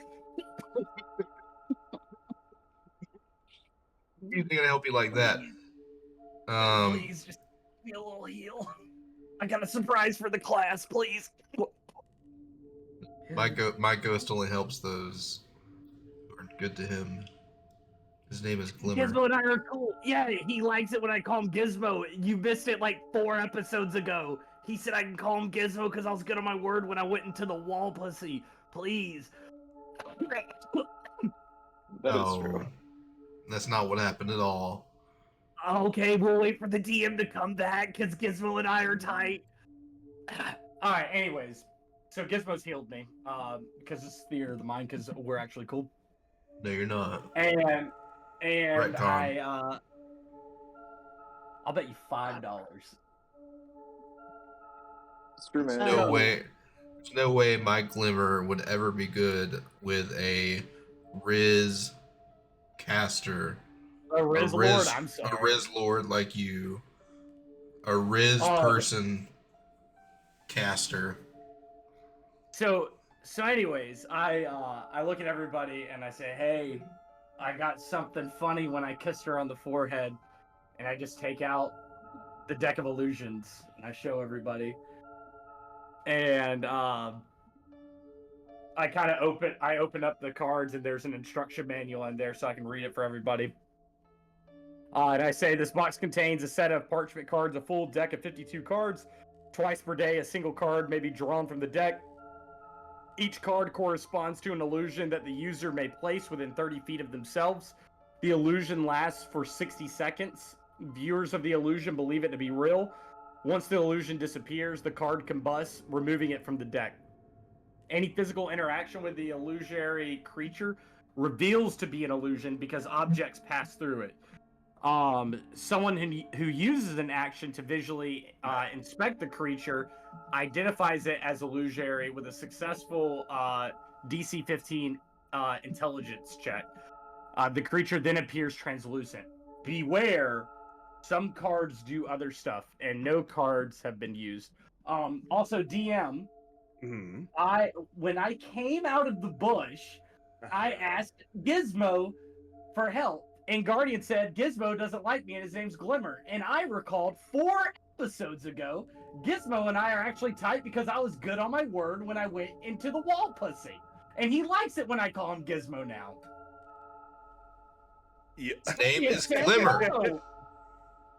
So Glimmer kind of like looks at you, Guardian. He says, Guardian, I mean, he's definitely telling the truth. I mean, like all of the things that he's done in the past, he did kind of redeem himself for when he kept his word on going into the what he refers to as the wall pussy. Which, by the way, for Kerplatz and Ryan, that was there was a mimic that was an entire room that they ended up having to fight, and Johnny Cash went into it to see what was going on, and he found a whole lot of shit in there. So Glimmer says, Guardian, I reckon I know what you're saying. I agree with you. He is a little rambunctious with some of his actions, but I think in the interest of getting out of this forest, I think it would benefit the party the most if I were to help our compatriots here. I do think that he's good at heart. I think he's good at heart. I just think he has a little trouble controlling himself. And honestly, that's probably not even all on him. He did spend, a lot of time in hell. Yeah, no, it's his fault, but I'm still gonna heal him. And I'll heal him too. Yeah, I rolled a nat 1. That's crazy. You really weren't feeling that healing right there. He's like, oh, don't worry. Let me see what I can do. He knocks me over. So you receive a total of 3 healing. Oh my god. All right. Well, I'm gonna cast Song of Rest then. Oh wait, no, I did that last time, so we're actually gonna have to rest. I can't do that. You did redo that last time, yeah. But here's the so Glimmer says, if we want to rest, I recommend that we head back to the Elven Arms Inn. We've got plenty of food here to provide for them. That means that they're going to give us the cask of ale that we were promised if we brought back food. And we did receive some intel about how we might be able to deal with this fog. So, in my opinion, and I just want to hear everybody else's. I'm just curious what everybody else thinks. We do have a set of coordinates to the potential artifact that could prevent that we can move this fog, or we can deactivate this fog. But we also have the Elven Arms Inn, which we also need to go back to. In my opinion, I think it would be best if we went back there just to rest up, get our bearings, and then we could head out in the morning. What do we all think? I have a question before we make a decision. I think somebody in the party has Speak to Dead. We should definitely interrogate the dead boss. Nobody here has Speak to Dead, unfortunately. Nobody does? Is this person alive right here? Did we kill this guy? Everybody here is dead. Which one are you talking about, Daddy? This one right here, by me. Yeah, they're dead. Oh, he doesn't have the little skull over his head. Let me do that for you. There he goes. Nobody does? Nobody has Speak to Dead. This guy, somehow his data doesn't exist, so I'm just going to delete him. Okay. Not even Old Orc, the barbarian. Old Orc definitely does not. Old Orc is not a barbarian, by the way. He takes big issue when you say that. He says, "What do you think I am? I am not a barbarian. What are you? A fighter." Oh, I'm sorry. Sorry. I know you're a great fighter. I was going to say you're a great warrior regardless. My bad, man. He says, I am far more trained in the arts of martial combat than any barbarian would be. Just ask Magmar.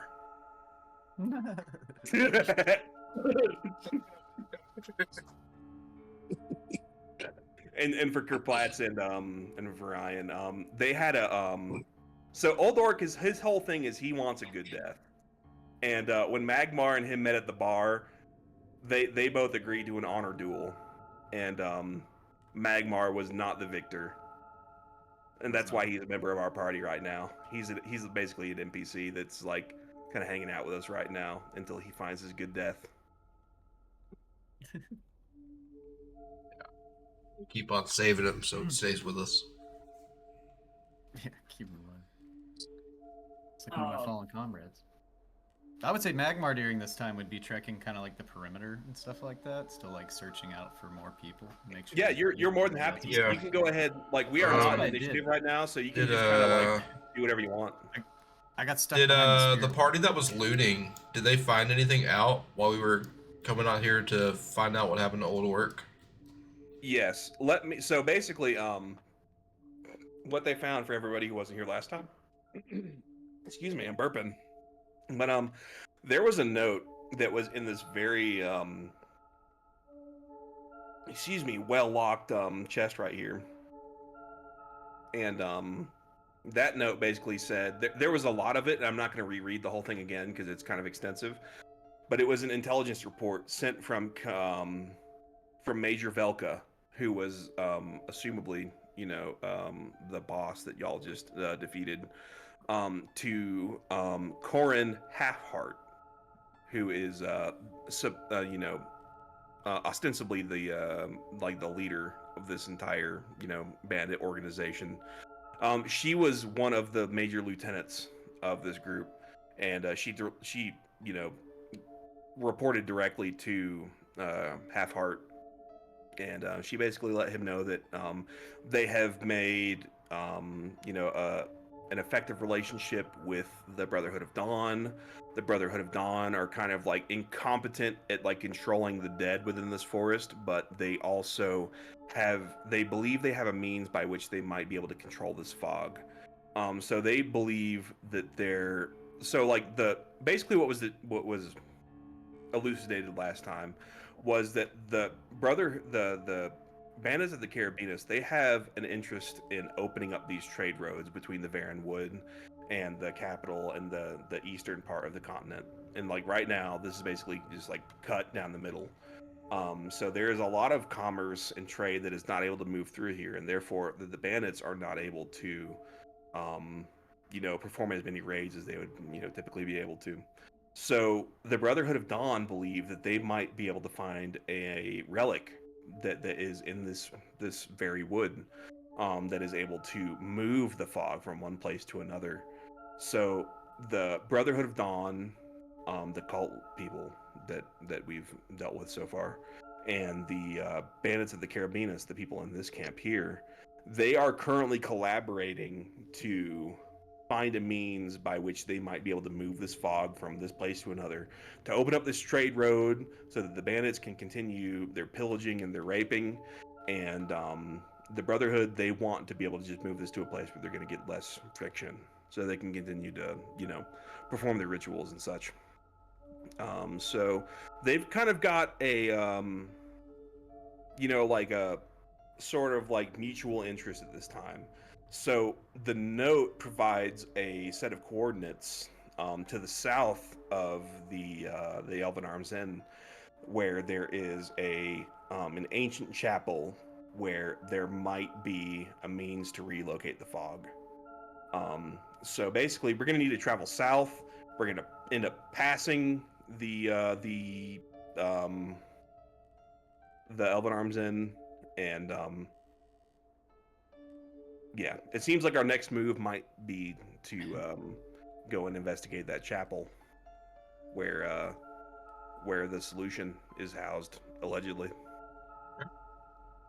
So Sounds legit to me. one thing I remember is going through the fog, you can get lost. We do have coordinates. Are we going to get lost going back to the Elven Inn? And then if we make it to the Elven Inn, will we get lost going to the chapel? Or no, since we've been to both and we have approximate knowledge of where it is, so we can imagine where we're going and where to get and we will get there.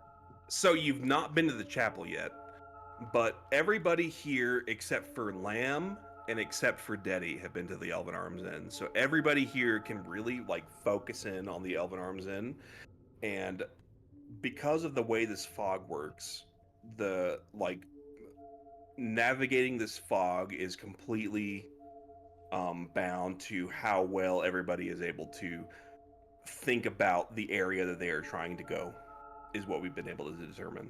So if y'all can provide an adequate like description of the Elven Arms Inn, I will say that that Deddy and Lamb are able to kind of like pick up on that vibe and travel with you guys, but y'all really need to really describe it well, or else we're gonna have to roll for it.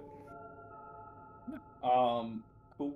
I think we can all work together and describe it. I mean, Dude, it's got the best goat barns of an inn that you've ever seen. Like they love being in there so much. We saved them from that.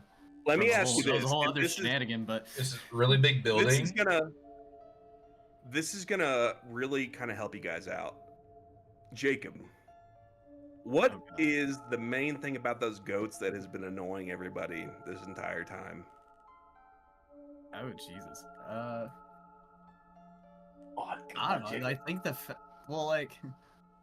fact that the one like keeps trying to kill itself, basically, like running into the boss. It's just like, hey, that's what I thought. Okay. Funny. Johnny Cash, what do you have to say? Oh, They nice. keep Thanks eating for the at follow. doorknobs. They keep eating at the Okay, doorknobs. that's great. They kept Okay. crunching at it. They keep eating at the doorknobs. That is a +1.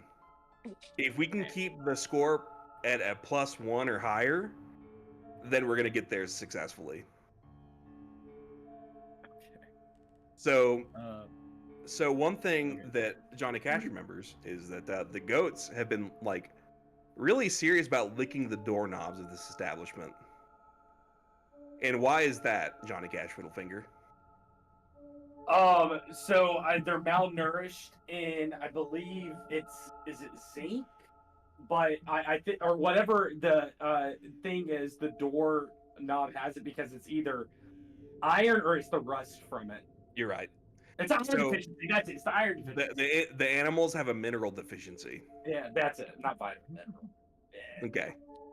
What else can we tell about this establishment? I need at least That's three more. two. I need There's four a- more facts about the There's a Elven Arms lovable, Inn. there's a lovable innkeep who keeps Yeah. saying, "Well, you know," while you're talking to him. Can you give me his best impression? Well, you know. Well, you know. Well, you know. Well. Okay, we're at 2 Well. points. Yes. Wait, are we at 2 or 3? We're at 2. Oh, so the fun fact of why they're looking at it. Furnace? Yeah, that just made sure you They're didn't lose that first point. fans of Avernus, right? Johnny What? Cash Fiddlefinger. They're big fans of him. There are some fans of Johnny Cash Fiddlefinger there. He made some new fans. He played a couple songs there. And Johnny Cash, what do you remember about the people that you spoke to there? Yeah, so there is a family member there. Actually, the gloves of that I have, the widow and her daughter and son are there, and they also own a cat while they're there. The son tried to act hard. They didn't like my music, and he gave me a guitar, which later became blessed from Mr. Satan. This cat is also there are some lizard people there trying to eat the cat. So Ignotus and I made a fake cat and tricked them. Okay. There's goblins there. Give me 2 more fun facts about the Elven Arms Inn. Kenzo, go. Give me one. It is a meeting place for everyone who is lost in the fog. Oh, Okay. Oh, that's a good one. That's a good one. And Mr. Guardian, since Braden's not here, can you give me one more? That's where Johnny Cash Fiddlefinger failed to have sex. Oh. No, No, he did not. I heard it was No, just- no, sorry. No, he failed to have good sex. Sorry. There you go, yeah. And for all the money, what was the name of the guard he tried to have sex with? Do you even know? No. No, Johnny Cash doesn't even know. No, we never got it. That's right. I never got That's it right. because you asked if I wanted to ask. I said no, absolutely not. This is just a hookup. All right. Great question. Trick question. There we go. Perfect. So, with all of that knowledge, Deddy and Lamb, how do you guys feel about like the knowledge that's been imparted to you about this place we're headed to?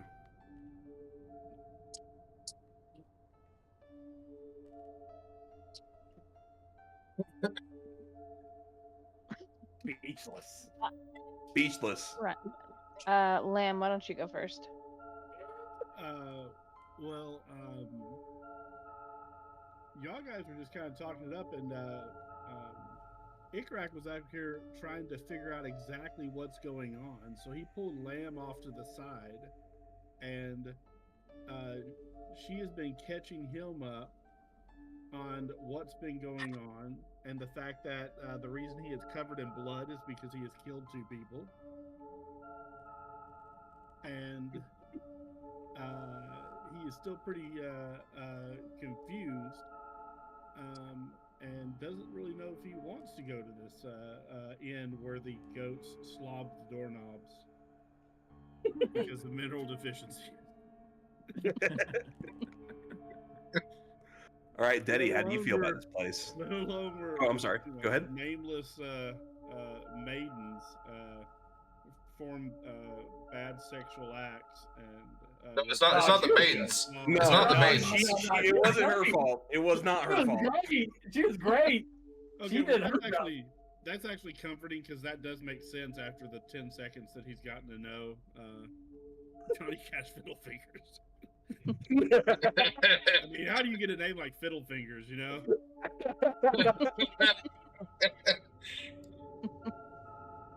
But That's about how long she had to. But y'all should definitely be noticing that the one once very tall and very proud lamb is no longer standing up very straight, and he now presents himself kind of cowered over and is kind of shifty-eyed, looking from person to person, kind of hanging around Deddy a little bit more than he was before. Here's what happens. Is we're going to apply this status effect to you. That way we can recognize when you are brave and when you're not. Okay, I've tried changing my name. It won't let you do that. I'll have to do Okay. that. I'm not able to really... I could do like lamb / whomever, but I won't be able to.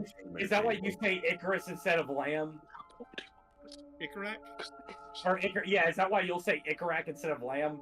Yeah, actually, I refer to myself as Ikarak just because of gnolls usually don't say I or we, they just say their name. So when Lamb's talking, it'll say Lamb, da da da. And now y'all notice that he's no longer saying Lamb, he's saying Ikarak, you know, doesn't want to go there. Ikarak's scared or something like that. So as this is all happening, here's what else happens. So Magmar, you're sitting here and you're basically just like admiring your kills. You're like, more points for Magmar. Then all of a sudden you see your old commanding officer beside you. He kind of like walks right up out of your periphery.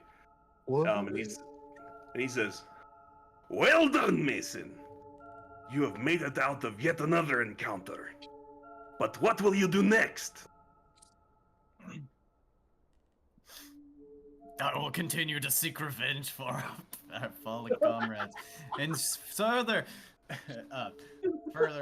you know, what you call it? Try to uncover the devils which have taken over our kingdom. He says, "Yes."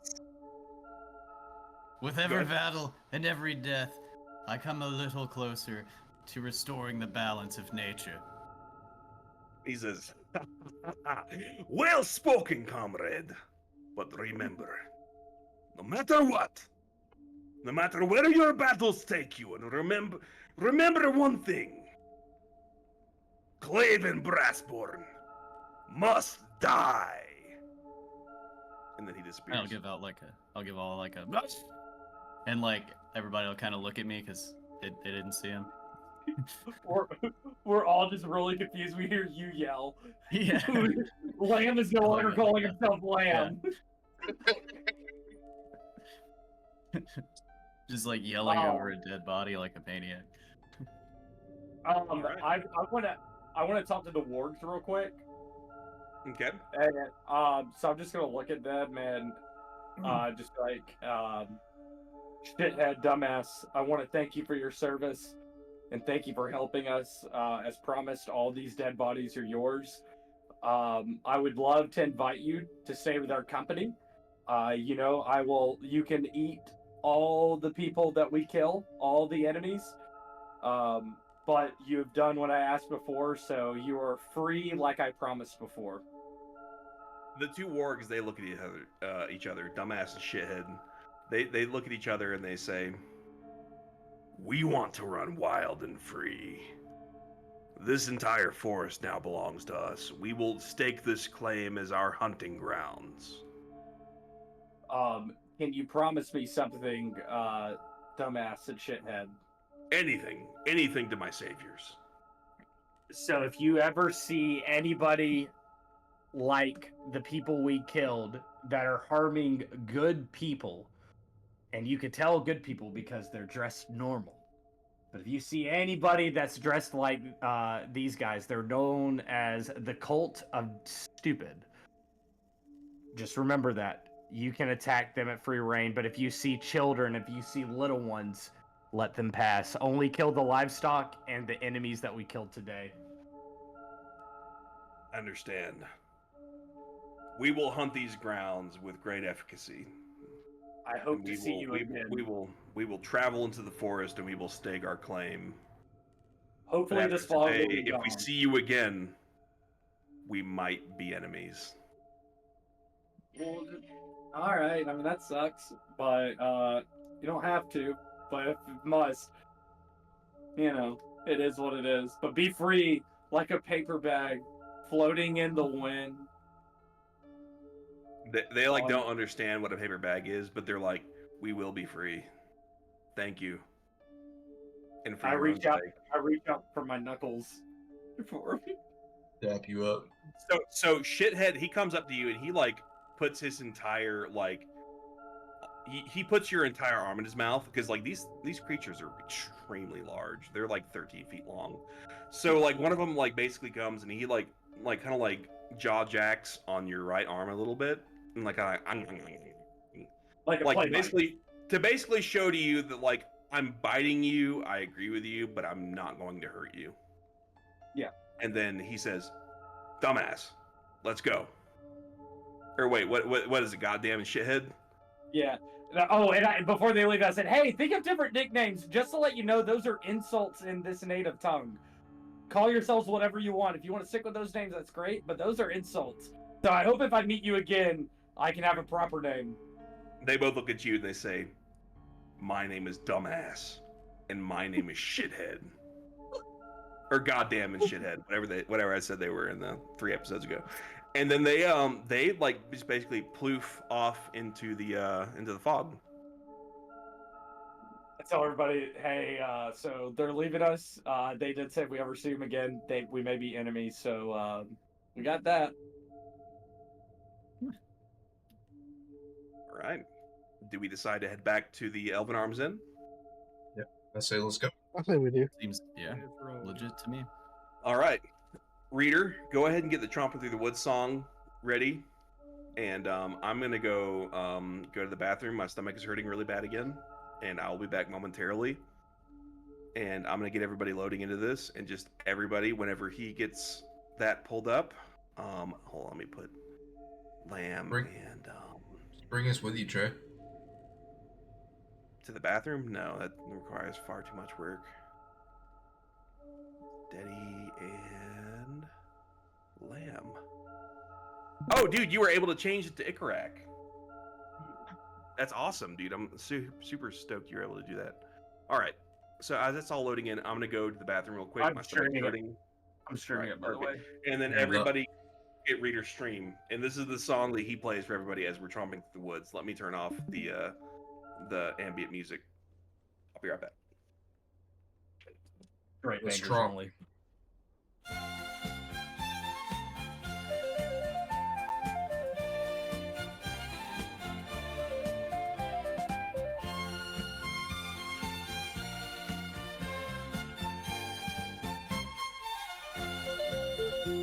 We're stomping through the forest, just a couple men and goats.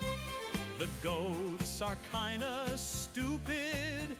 If they lead us astray, they will be booted. Here we go, Gradians. We are the bravest of them all.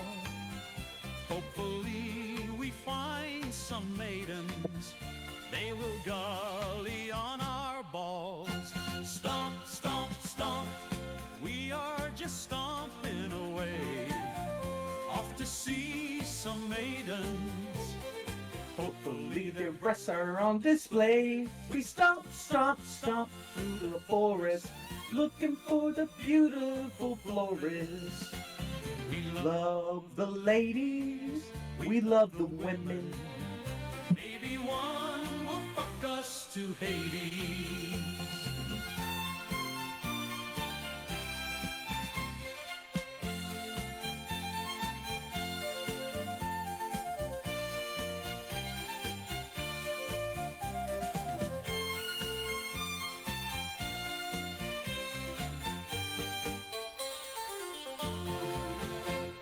We stomp, stomp, stomp through the forest, looking for the beautiful florist.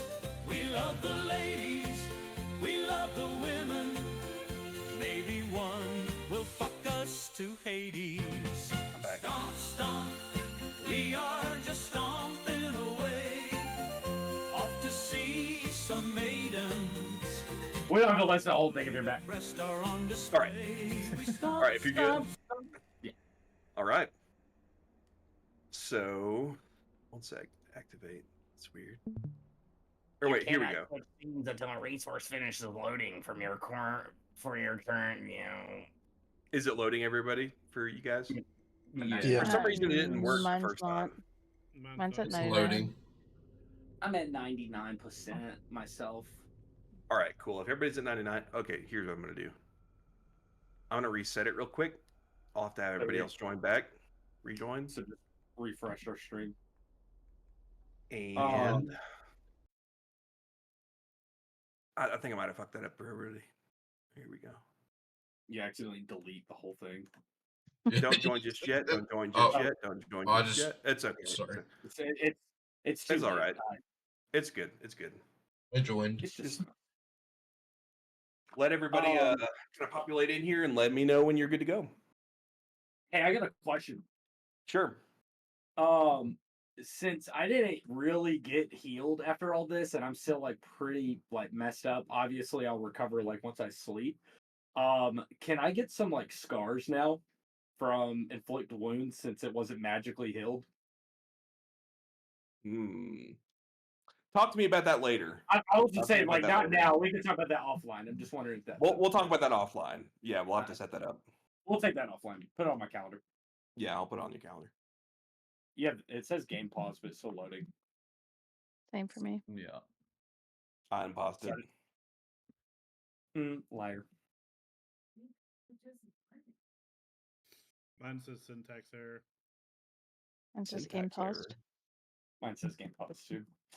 It's like Trey's lying again. Interesting. Is it still loading? Does it say like you guys have a loading percent? Yeah, 99.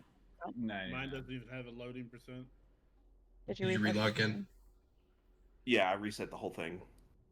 If Deddy and yeah, everybody, if y'all could refresh the scene, let's try that.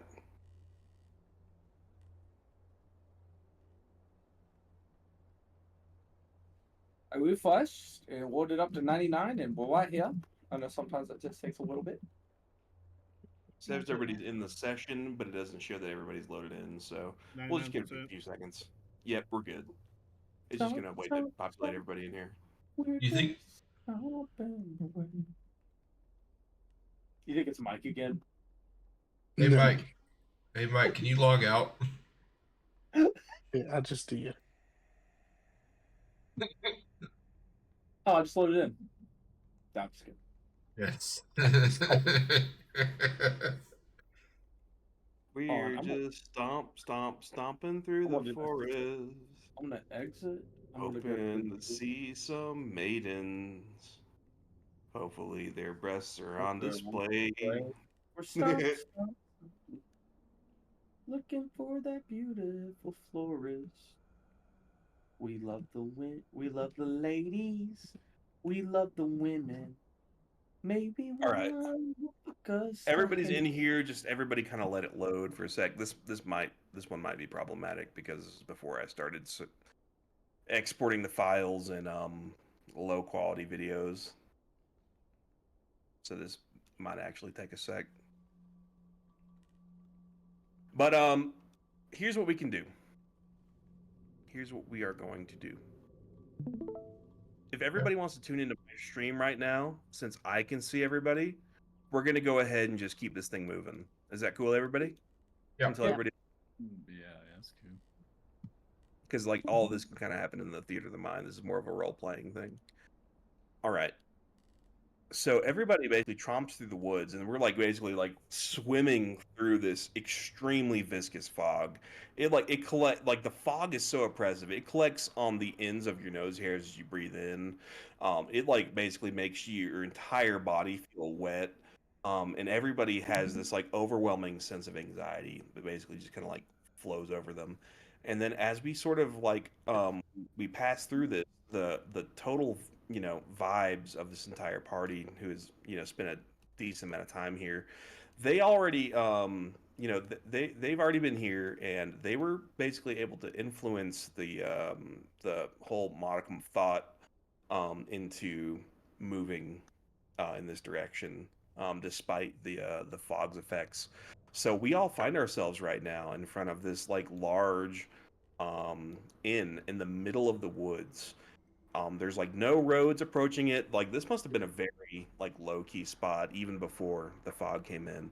And we kind of approach and we see and smell the goats sort of like in the stables over here that we saved from the That's where I had sex, guys.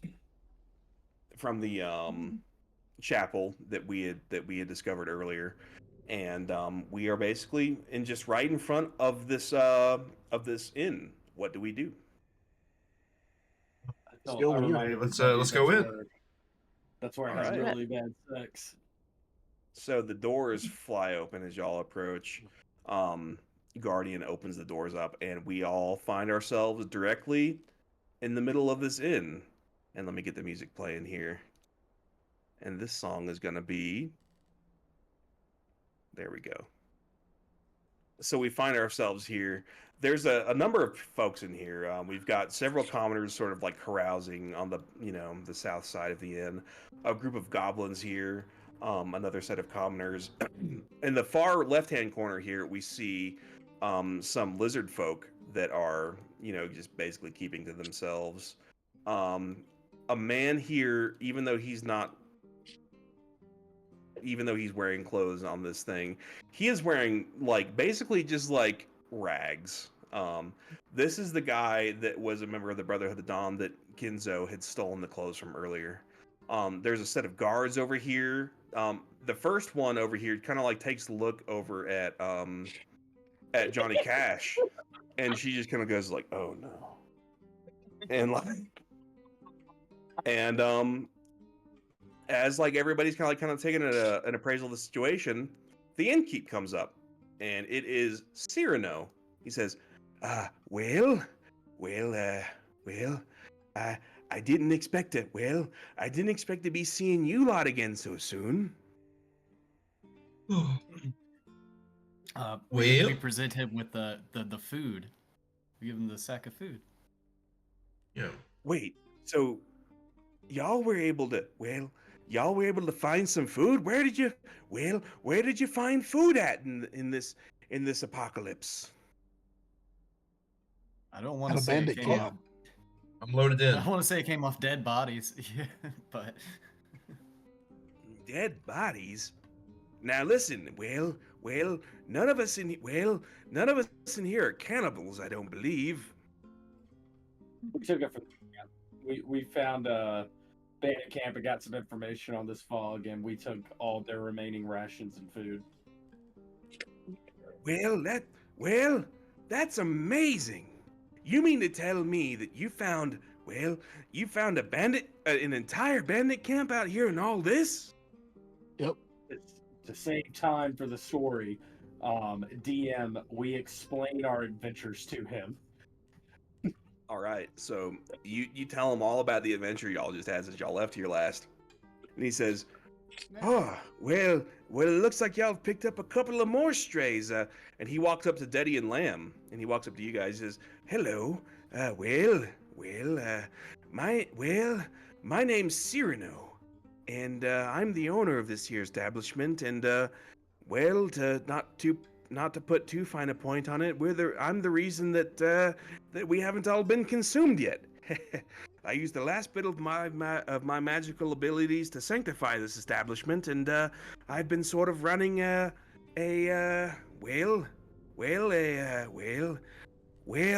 a refugee camp here. Refugees? Yes, everybody are here, and he kind of like gestures to like the rest of the whole establishment. Like everybody, he says, "Well, everybody here is either a denizen of this forest, or well, a traveler that got caught somewhere in between. And well, since traffic has been cut off from us in the capital, then I've been trying to keep people as well fed as we possibly can." Wow. Oh, it just loaded up. It just loaded up. Did it? Maybe. Yeah, it's because this is high quality. Before I Oh, realized that. Yep, low quality mine's was in there better. too. Yeah, dude, this thing is taking up 50% of my CPU. My 'Cause you're PC is connecting. barely keeping up. I'm a 7800X 3D. So like as we're all discussing this, like he actually walks over to you, Johnny Cash. He says, what did you find out about the fog?"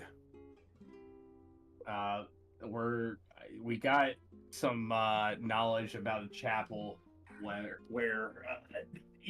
it sounds like the fog is coming from, and we got coordinates to it but we know where it'll be from the camp. So after we rest up, we're gonna have to go back to the camp and then use those coordinates to figure our way out to the chapel. But I think we can His stop eyes it. kind of light up as you mention like a chapel, and he says, "How did you find this out?" What was the bandit leader's name? Baleka. Velica. I say, yeah. So the Bandits of the Carabinus, that's the bands we're at, led by Baleka. And she was not happy that we were there, but due to us working together, we were able to overpower them. We killed Valeka, read her notes that she got from her higher ups, and looks like they were coordinating with each other on this at this chapel for this fog, because the band of the Carabinus tried to set up some trade routes. So I think that's why this fog is here, to kind of blind everybody to what they're coordinating. That's worse than I thought. Can I please see this note? He actually he looks directly at Deddy as he says that. My man's got some magic. Deddy, you're the one that has the note. Do you want to let him read it? Do I have the note? You do. You were the one that found the note in that chest because you were the one that unlocked it. Oh, you know what? Daddy, he may know the Hold on, I'm chapel. checking He's a smart guy. Daddy is Is swell he? guy. Do we trust as a group? Do we trust him? Big trust. He's our guy. I'll speak for me. Oh yeah, he's I'll like speak top for me. favorite trust. I trust him more than you. Oh. Facts. Hey, while he's doing that, can I ask, like, hey, after you read this note, can I get a round of drinks for the party, and on me, also just a round of drinks for everybody in this establishment? Absolutely. Well, if you're bringing us, and he like looks at all the food you guys are providing for him, like, so, like, he's like, I believe this is more than reward enough. Here, and he comes back to the bar. Actually, whoops, I'm sorry, I moved notice instead. And he comes back and he opens his door over here. He goes inside, and he brings back a big cask of ale, and he sets it down in front of you. He's like, and he's like on the floor. It probably weighs like 80 promise ounces. is a promise, my guy. And I He go says, to down. Well, you've done me a solid, and I'll do you one too. You've provided us with enough food to keep us going for at least another fortnight. And well, as I promised, here's the beer. After seeing this act, Daddy gives him the paper. I go to give him a big hug. hug. He hugs you. He hugs you. He's like, thank you so much. We're going to have a feast tonight. I look at him in the eyes, and I grab him by the shoulders, and I said, thank you for being good on your word. as promised, we're gonna get rid of this fog because it's gonna benefit everybody here. He says, "Let me read this note." And he like kind of like takes the note and he starts reading it, and he's like reading it silently. And then like as he gets to the end of it, his eyes kind of like light up. He says, "You must bring me that artifact. I believe I've heard of it. I believe I know what he's talking about. I heard tales of a chapel around here somewhere that housed something called the Book of the Dead. I believe that might be what they're discussing here in this intel report. And if you can bring me that, I might have a solution. It might be the end of my life, but I might be able to pour the rest of my life energy into deleting this fog completely." Not How worth would it. you do that? How would you do it? Well, I don't have much power left. I'm very old, as you see. I'm about 1,013 years old at this point. And like everybody kind of looks at him, and he's like, everyone's shocked that he's this old. But He's an like, elf. Guardian is not shocked at all, because like Guardian and him, they are both like what would be referred to as high elves. They are both quote unquote Eladrin. They are like the OG elves. They are basically, they age until they are killed. They do not die of old age. So this is a very old and learned man. And he knows, he's been around for a long time. If he's 1,000 years old, this guy's got a lot of shit. So he says, you must bring me this artifact. I will pour the remainder of my life energy into dismantling this fog and ending this curse upon the land. If you can provide me that artifact, unfortunately, I'm much too old to leave here. Is there any way that we could bring it and destroy this together where you don't die? Perhaps so. But first, I need the artifact. If you can live for another 1,000 years, we'll get the artifact for you. Can I do a perception check? Well, I want to see. I don't think he's lying, but also what I don't want to do is we run to a trap where we bring it, and he somehow I trust him, but I can also see where this could. I can see where you could be doing. Make me an insight check. What do I need to roll? It'll be an insight. It'll be in your skills.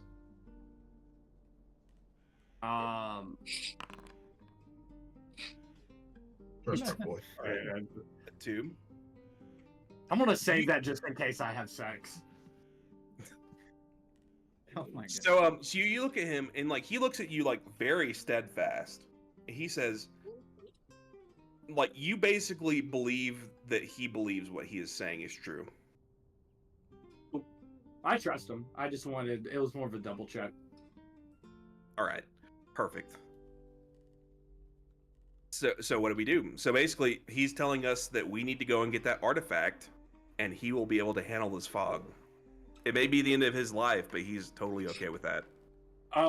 While you guys discuss, I was gonna say, while you guys discuss that, would it be okay if I go with him? And he said preparing a feast. I'd like to help him with the feast. Johnny Cash has a soft spot for him because I have daddy issues, and and I'm half elf, so this is like a father figure to me. He looks at you and he says, "Well, I'd be happy to let you assist, but well, to be honest with you, you are kind of a biological threat right now." You are 2 HP. You are bleeding everywhere still. You've got blood all over you. You are fucked up. He doesn't really want you in his kitchen with all that shit all over you. That's fair. I forgot all about him bleeding. I was like, oh, these old things, I forgot about that. He says, "By the gods, you are so wounded. You need to rest. Let me take care of the feast on my own, and well, you just take this evening off. How about that?" I'll drink to that. All right. So does everybody want to take a drink? Yes. Hell yeah. All right, everybody takes a drink. He says, "All right, I'm gonna go ahead and get to work. Looks like we've got some pork here. We've got everything we need. I'll be right back. Give me a few hours, and I'll prepare us the greatest feast you all have had in a long time." And he comes in here and shuts the door, and he's cooking.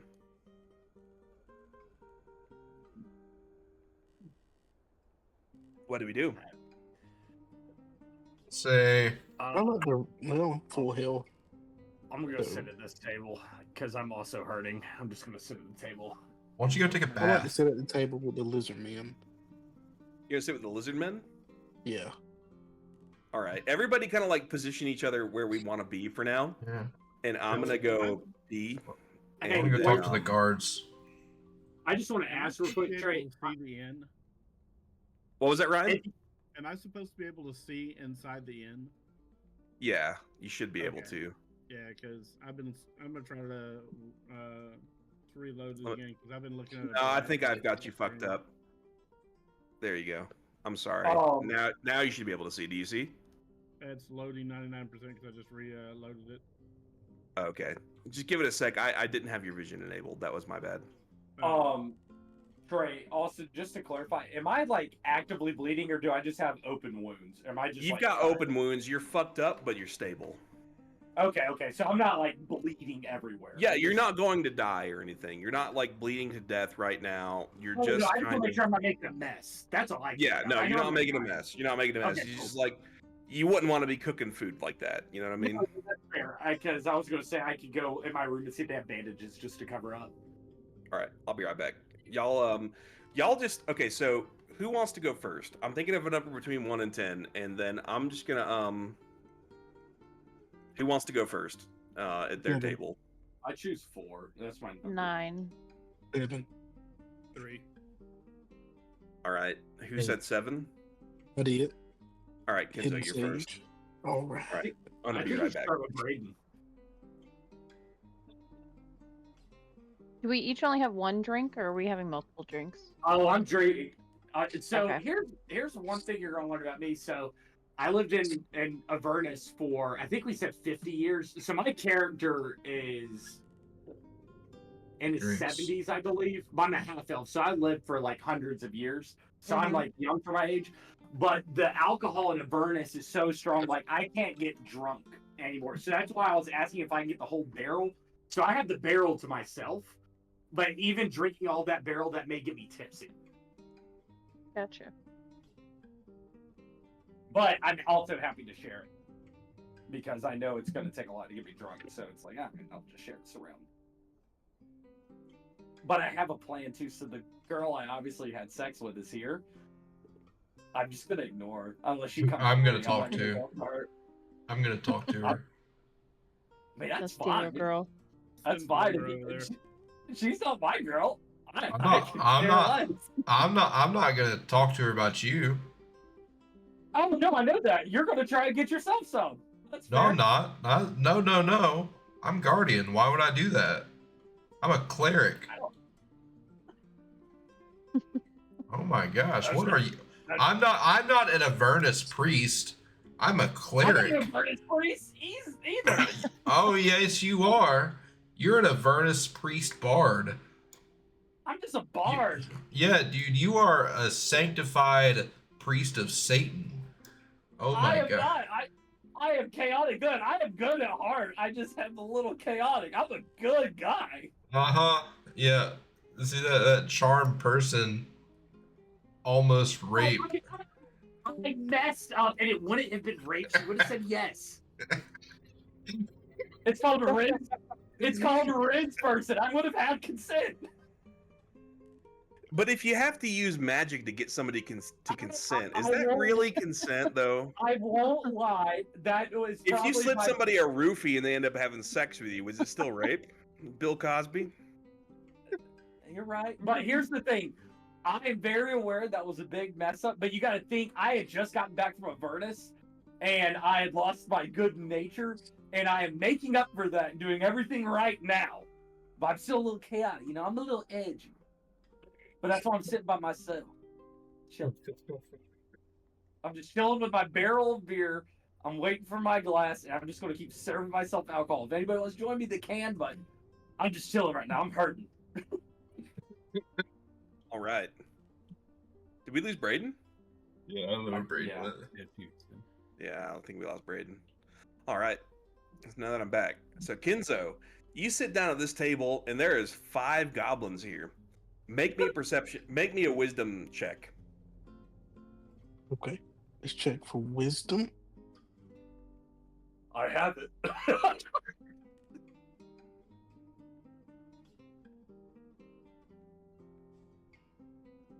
I need wisdom to open up my character sheet. And there we go. Where am I? Oh, dude, are you on your PC? Yeah, I don't have the lights on. This is just my setup. Wisdom. I don't see wisdom.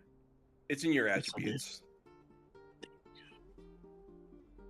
Yeah, when you click the gear icon from your player sheet, it's at the top. Wisdom 6. Have Okay. A lot of wisdom. So you sit down at this table, and all like these goblins, like they're all kind of like amongst themselves, and like one of them looks at you and says, "Oi, you one of them guys that was fighting earlier with the bandits? Did I hear that right?" Aye, sir. Aye. And they all start going, oh, oh, oh. They're all like pointing, you going, oh. You're like, oi, mate, you can drink with us. They slide As I you tell them over the like story of how I killed the boss. oh, and they are super into it. What do you tell them? How I killed her with a poison gland straight through the chest. And they're like, oh, they all start like clapping like stupidly. They're like going like they're all like jumping up. These are like 4 foot tall goblins. They're like, oh yeah, poison. You stabbed a drow through the heart with poison. With poison, yep. Ah, you must be one of us then, mate. Ah, and they're all like offering you their beers. And we all raise a glass. All right, everybody takes a drink. They say, where are you from? You're not from the Barren Wood. I can't really tell you where I'm from. I'm from come a ways on, away. come on, mate. I'm from a ways away. A ways away? Where's that? If I told you, I have to kill you with poison. They all like, kind of like look at you as you say that. And they all got like, they all start smacking the table. Like all the beer's like bouncing up out of the glasses. And it's frothing over on the table. They're getting really excited. They're super stoked about this whole conversation. All right. Beaver when goblins. As that conversation is happening, Magmar and Oldork. Y'all are kind of like standing there in the middle, and Oldork says, well, we find ourselves here again, my friend. You want to take another round? Aye, lad. We'll find you an honorable death yet. Well, sit down and drink with me then, sir. He comes over to this table. He orders a round of drinks. And y'all get y'all's drinks. Cyrano comes out. He's like listening for orders. He brings y'all some beers. And y'all have got some beers now. And he says, I drink to your rage, young dwarf. Aye, and to your axe, my good man. My axes, you mean? And he holds up his 2 axes. And you like take a look at these axes, and like they've got like serrated like cuts on the edge of them. Like you recognize these axes are like superior to yours. These are really fucking nice. I didn't know orcs knew fine craftsmanship such as these. Well, you know, I learned it from one of your kin. You just take something sharper and you take some notches, you take it out of the blade, and all of a sudden you've got a serrated blade. It's genius. I'll have to have you show me how to craft one someday. Tell you what, when we get out of this woods, I'll show you myself. And we toast to it. Ha ha! Yes. He takes a stein of beer and he clanks it against yours and he drinks it down in one. He says, I'm gonna be fucked up tomorrow.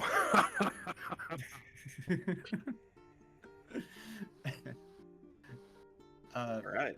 I'm gonna yell with rage and like give him a little headbutt against it because Yeah, you guys are both like drinking very rattly. Y'all smack each other's heads together. Next, what is Deddy and so Deddy? You're sitting over here with these 4 random schmucks. Mm-hmm. what do you say to them? Like, so, like, there's basically like three men sitting here. They're both like, they're all three of them are like working class, and Yep. like they look like they've been here for a long time. Their eyes are they look, you know, like weighted down with fatigue. What's going on over here? So, obviously me and Lamb were held captive for quite some time, and so this is sort of my first moment of like somewhat normalcy. So I might have taken it a little too far with the alcohol consumption. Uh-huh. And so when I come to sit down with these group of people, they take notice of my considerably large um, coin purse Okay. and begin to tell me that they're really down on their luck. They are goat farmers. Apparently goats are a big deal around here. And their biggest concern Interesting. right now is that they can't afford shoes for their goats. And that it's a really big concern and it's very expensive. And so they are talking me into paying for shoes for these iron deficient goats. All right. So like this guy right here, he's like, listen, man, I've got a total of 5 goats out there in the stables right now, and I'm not 20 shoes. I don't think we're gonna be able to keep them fed enough. You guys, you know, goat meal is so expensive, and I just don't have anything. Like right now, we're just feeding them on whatever we can forage around the area. But once we get to the city, we're gonna really need to fatten these guys up because we're gonna eat them here soon. Well, I admire the working class struggle, and I want to help pay for your goats. Oh, wow. Really? You would do that? He doesn't even seem shocked. Yeah, absolutely. Well, if you could give us like 150 gold, that would help our families tremendously. And you recognize that that is like enough money to like set up a group of peasants for like a year. I think you're being far too generous. How about 200? 200? Yeah, I think we could probably get that to work. And that's enough? Well, 200 might get the goats to survive through the winter, but I think 300 would set them up for life. Yeah. Well, 350 might sustain them even longer, you think? Well, if you're willing to give 350, would you do 400? Man, you drive a really hard bargain here, sir. I can do 500. All right. Yeah, I guess we can do that. So you Deal. give a sum of 500 gold to these 3 guys. Not like individually, but like between the 3 of them. Mm-hmm. So I'm going to go into your inventory and mark off. There we go. All right. So you've given these guys 500 gold, and they look at each other. This guy right here, hold on, let me do a charisma check. He says, oh, he's like, oh.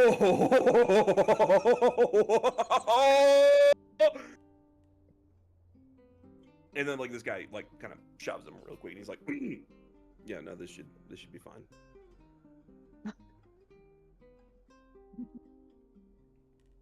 So Good you deal. give these Good deal. guys 500 gold. All right. Mhm. Lamb, you are kind of sitting off over here by yourself. What do you do?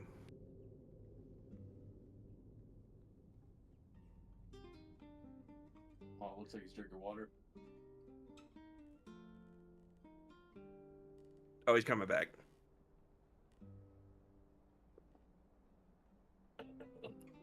Oh. All right. While he's over there doing his thing, Guardian, you're having a conversation with all these guards. Yeah. What is your conversation like? Yeah, so I just walk by, I say, so have y'all been on patrol lately? They say, no. Well, we've been holed up here. We don't want to risk ourselves to the undead out there. Yeah. Have you seen any undead out there? Oh gods, yeah. Oh gods, yeah. We have cut our way through at least like probably a platoon of skeletons just to get here. Yeah, where'd y'all come from? They start like thinking. They're like, well, we originally came from Starkey. We were heading here from Starkey. We were trying to make a dip. We were trying to head to Longgrove because we were being reassigned, but that's and they like look around and they're like, yeah, we came from Starkey. Okay. Yeah. So, do y'all know that guy over there? I point to Johnny Cash Fiddlefinger. They like all look at him and then like make me a perception check. You. Who, me? No, Guardian. Guardian, you're a little bitch. For the scene, I'm assuming I'm oblivious because I'm just sitting there drinking my beer by myself. Yeah. Okay. So 10 is the number you needed. You notice the female guard, she kind of just sits there and goes, no. Yeah. Okay. Yeah. That's Johnny Cash Fiddlefinger. He's a he used to be a pretty bad guy. I hear he's pretty bad in bed too. But anyway, I hear he's changed his ways. I don't know. Maybe if someone, we're looking to talk to him again, and bet he'd be a pretty cool guy to talk to again. Anyway, everybody kind of like all the guards kind of like look at the female guards like, wait, didn't you like talk to him like 2 weeks ago? Oh, you talked to him? You talked to him? Like, no, I didn't say a thing to him. I Oh haven't seen him God! in so long. I saw him the last time you guys got here. Oh God! You talked to him then? God, he was awful then. Oh, he's way better now. Make me a wisdom check, Kyle. Okay. I don't know what you're scathing. I can't tell if you're trying to wing man or if you're trying to tell my dirty laundry. Both. 21. 21. Okay, great. 2 weeks ago, y'all left this morning. What? We left this morning? Wait. Yeah. Yeah.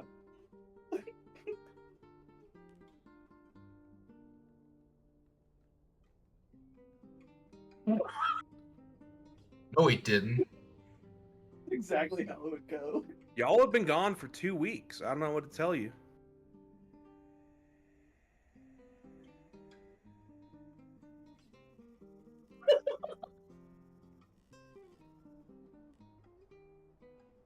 Anyway.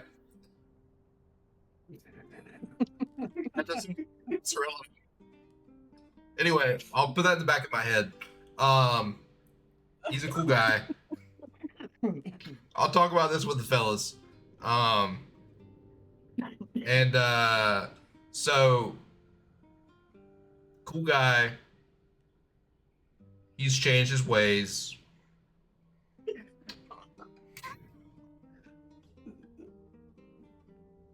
And he likes he's a big fan of nipple piercings.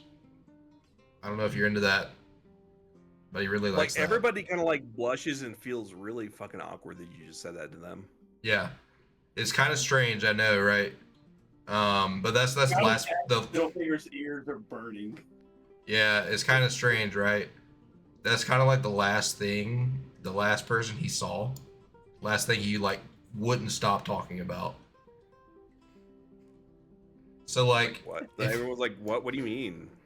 Yeah, I know. It was crazy. He wouldn't stop talking about it.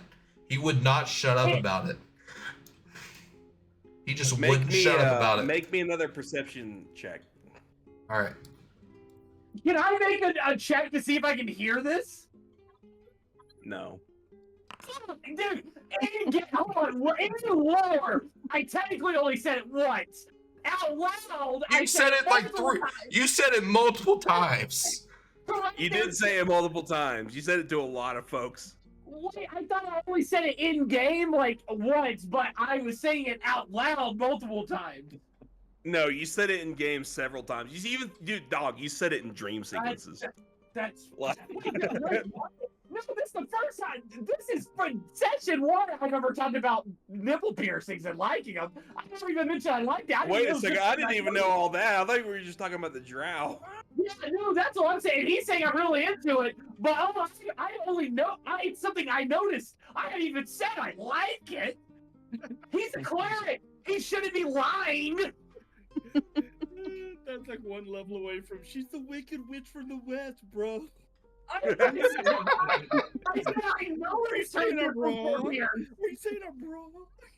Yeah, no, Yo, have y'all seen that video? Did you know that guy pulled a fucking knife in that video? No way. No, like watch that video. Like I'm not gonna do it right now, but like watch that video after tonight's sesh, and like, yo, like the dude who was like definitely in the right, that was like, yo, the Wicked Witch of the good witch of the. She wasn't a princess. She wasn't. He stood on business. The I witch. mean, He stood on business. He pulled out a fucking knife. Hold on. That's fine, but I don't want my good name slandered. I mentioned that I noticed she had a nipple piercing, and then also the second time I brought it up is when I threw the arrow back at her, and I said, "Did I ring the nipple piercing?" But you didn't actually notice she had a nipple piercing. That was just like a drowish what's the word I'm looking for when it means like you just like believe it because somebody's like a certain color. Oh no. So what I said. So that's a drow stereotype that they got nipple piercings. So the reason I said that I thought it was when I did sleight of hand to take it out of her breast pocket. I thought I felt it. I did ask that. Oh, okay, yeah, no. So you would not have I'm felt basing it off of a feel. That's why I was. That's why I no, I thought you were just saying that because she was a drow. No. I was saying I noticed. Oh, so no. You didn't feel a nipple piercing. And me being a perv is what conspired. Yeah, You've got that deck of illusions right now, Reader. So he's he said he was totally into nipple piercings. So anyway. This is oh, whatever. Anyway. All right. I don't hear it. Justin's irate though.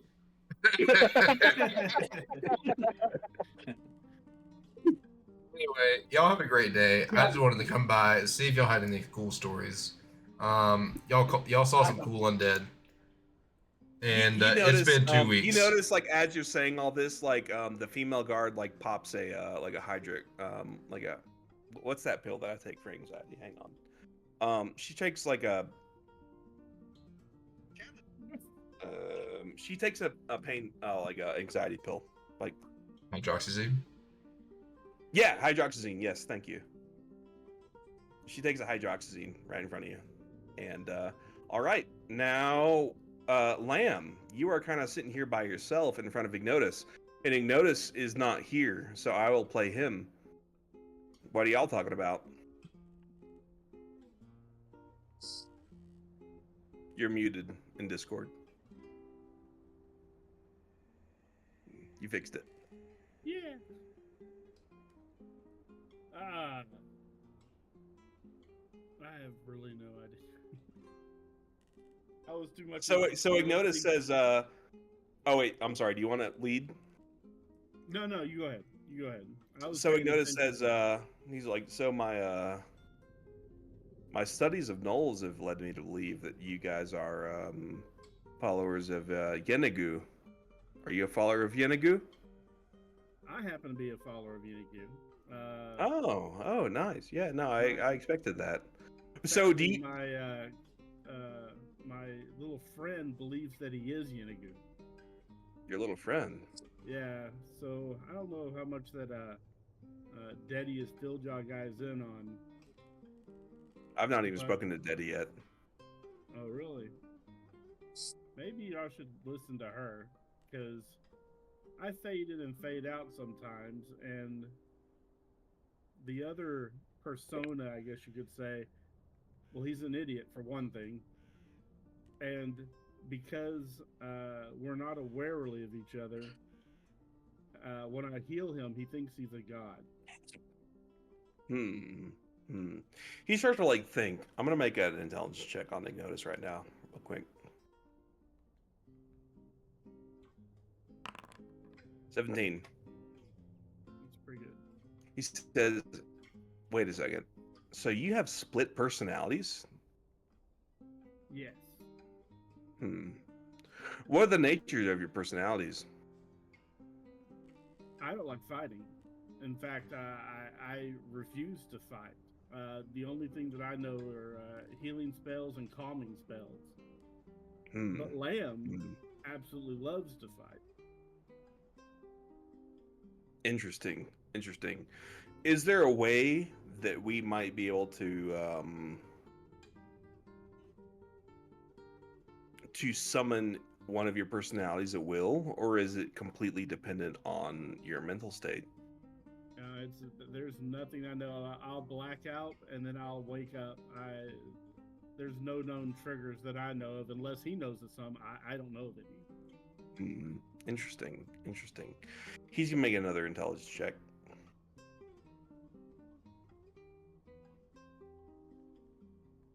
Ikarak doesn't fight.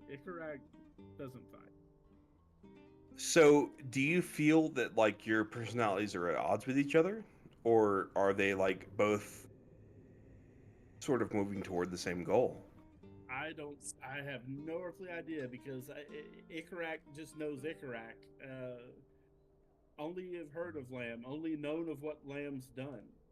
So am I talking to Lamb or Ikarak right now? Ikarak, you're speaking to Ikarak. Interesting.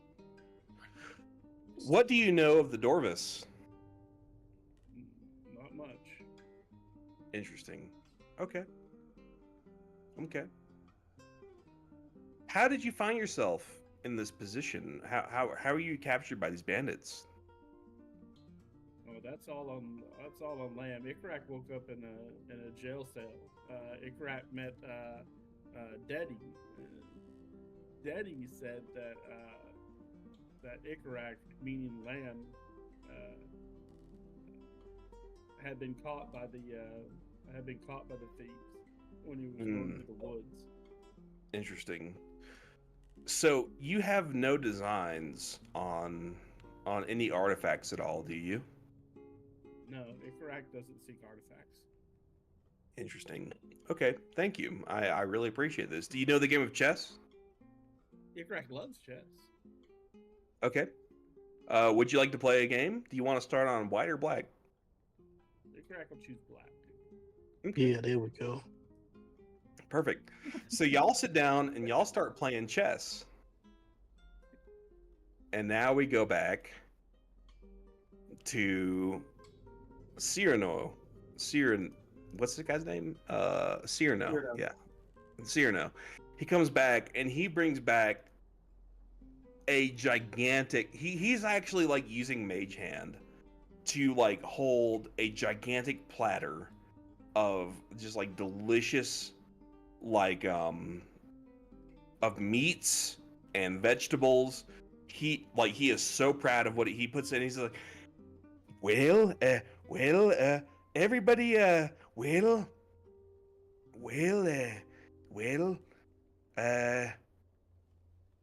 dinner time. And like, he like puts down this like this gigantic plate of food, just sort of like on this table right over here, where it's like completely nobody's using it. So like he sets down a gigantic platter of food, and like everybody starts kind of like gathering around. They're like, at this point it's like a hog pick, right? So y'all stole that like skewered pig that was being cooked. Y'all like stole like all of the of like the root vegetables that were being housed in the cave.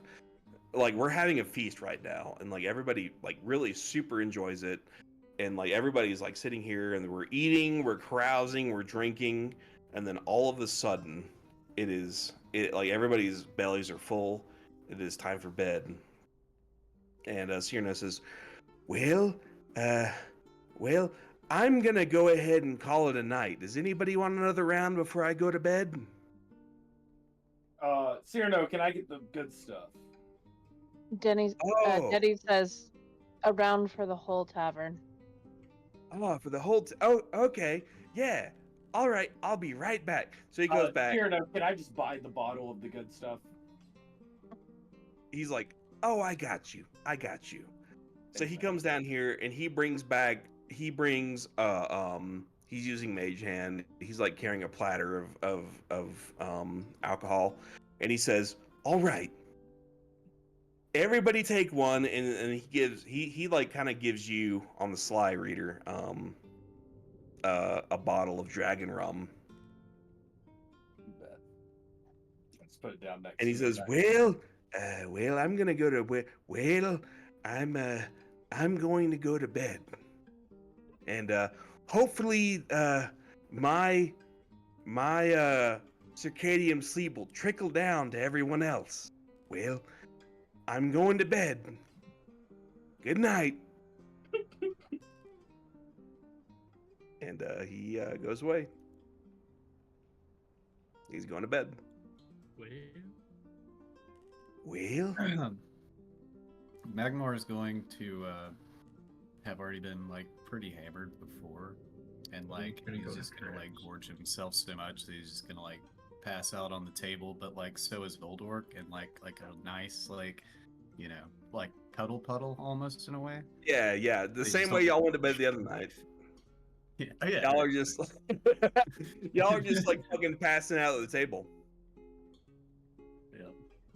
All right. Is everybody going to bed? Yeah. Yep. I I want to ask, is that family still here? Okay. Go ahead and reader, you are now just like kind of piloting this. Go ahead and walk around and let's see what you can see.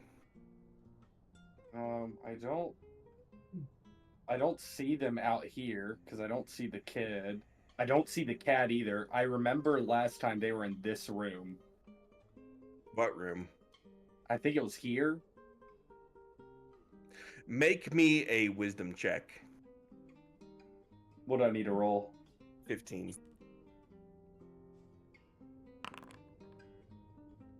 21. Why isn't there a room here?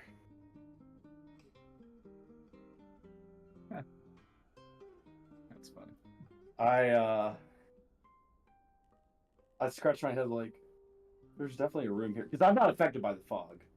Yeah, no, you're not affected by the fog. So I just look at the guards as a whole and I said, hey, what happened to the room that was here? All of them but one like talk to you and they're like, what room? There was a room here. Okay, what about the family? There's a cat here, a mom and her 2 children. No.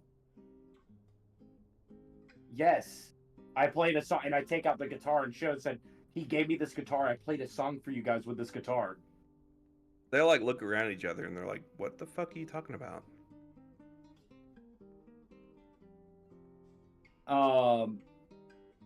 I call out to Cyrano. I know he went to bed, but I go toward where he just walked off and call out to Cyrano. So go ahead and walk over to this door right here. This where one right he here? walked through. No, that's where y'all were staying. Is it this one down here? Yeah. There's no door. No, there's a door. It's just okay. So like you reach out and you're like, door's locked. Wait, this is where the kitchen was. Yeah. Last time. Okay, so his room's there. I knock on the door. I just start. I'm kind of panicking, so I knock. I said, Cyrano. Nothing.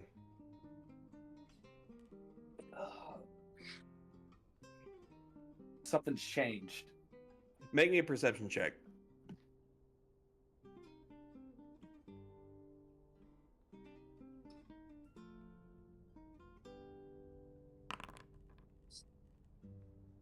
$18. You notice the cat right over here on this barrel. But it's not a real cat. No, it's a cat. Oh, it's a cat? Yeah, he's sitting on the barrel. I cast speak to animals. You already got it up. Okay. You can just talk with the cat. Hey man, how are you doing? I am so fucking scared. I haven't seen my family in weeks.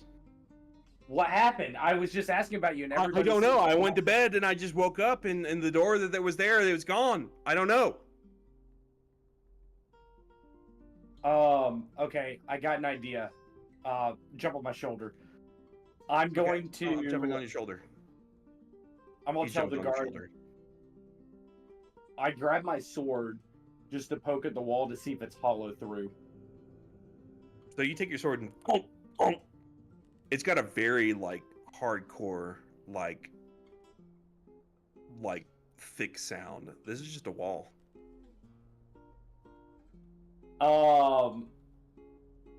When did this happen? I don't know. It's like weeks ago. I just woke up one day from a nap and my family was gone. What do I do? What do I do? This guy is standing out. Whom? Do we already know him, or does he stand out for any reason? That was the guy that Kenzo and Ignotus interrogated the first time y'all were here, and he was a member of the Brotherhood of the Dawn, and Kenzo took his clothes, so he's like not actually wearing these red robes. Kenzo is.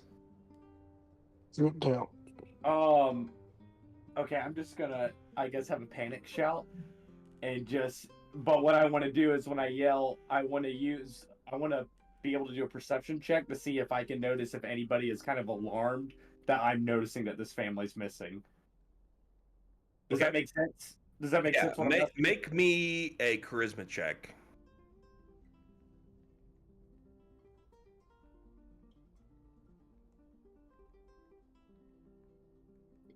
Charisma. Where's it at? There it is. Can I do an advantage since I got the cat on me? I roll a 15. No, nobody will be able to understand the cat. Okay. So like you yell out and you say, what do you say first of all? I'm like, hey, there was a family here. This is their cat. They stayed in this room, but there is no door. There's nobody here. Where is this family? Everybody looks at you and they're like, what the fuck are you talking about?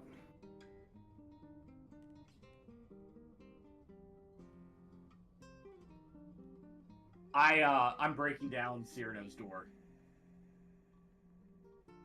Okay. Make me a strength check. Can I just cast Thunderwave on it? I mean, you can, but I mean, this is gonna be tough. What do I need to roll? I'll tell you after you roll it. I mean, I know the answer. It's not a 10. Okay, I'm just gonna use my inspiration. Fuck sucks, I ain't having sex. It's not 11. Alright, great. So you like give like 2 really good kicks at this door. You're like, boom, boom, and it does not budge a bit. I yell out Gizmo and just ask to detect magic or anything. I just inform him everything. Like, hey, nobody knows this family. There's a family here. You remember the family? I'm assuming he's gonna remember since he was with us. He's like, I definitely remember a family being here. He casted detect magic, and he's like, it's no good. This fog is completely nullifying my ability to detect magic. Can you? Is there any? Can he permeate through objects?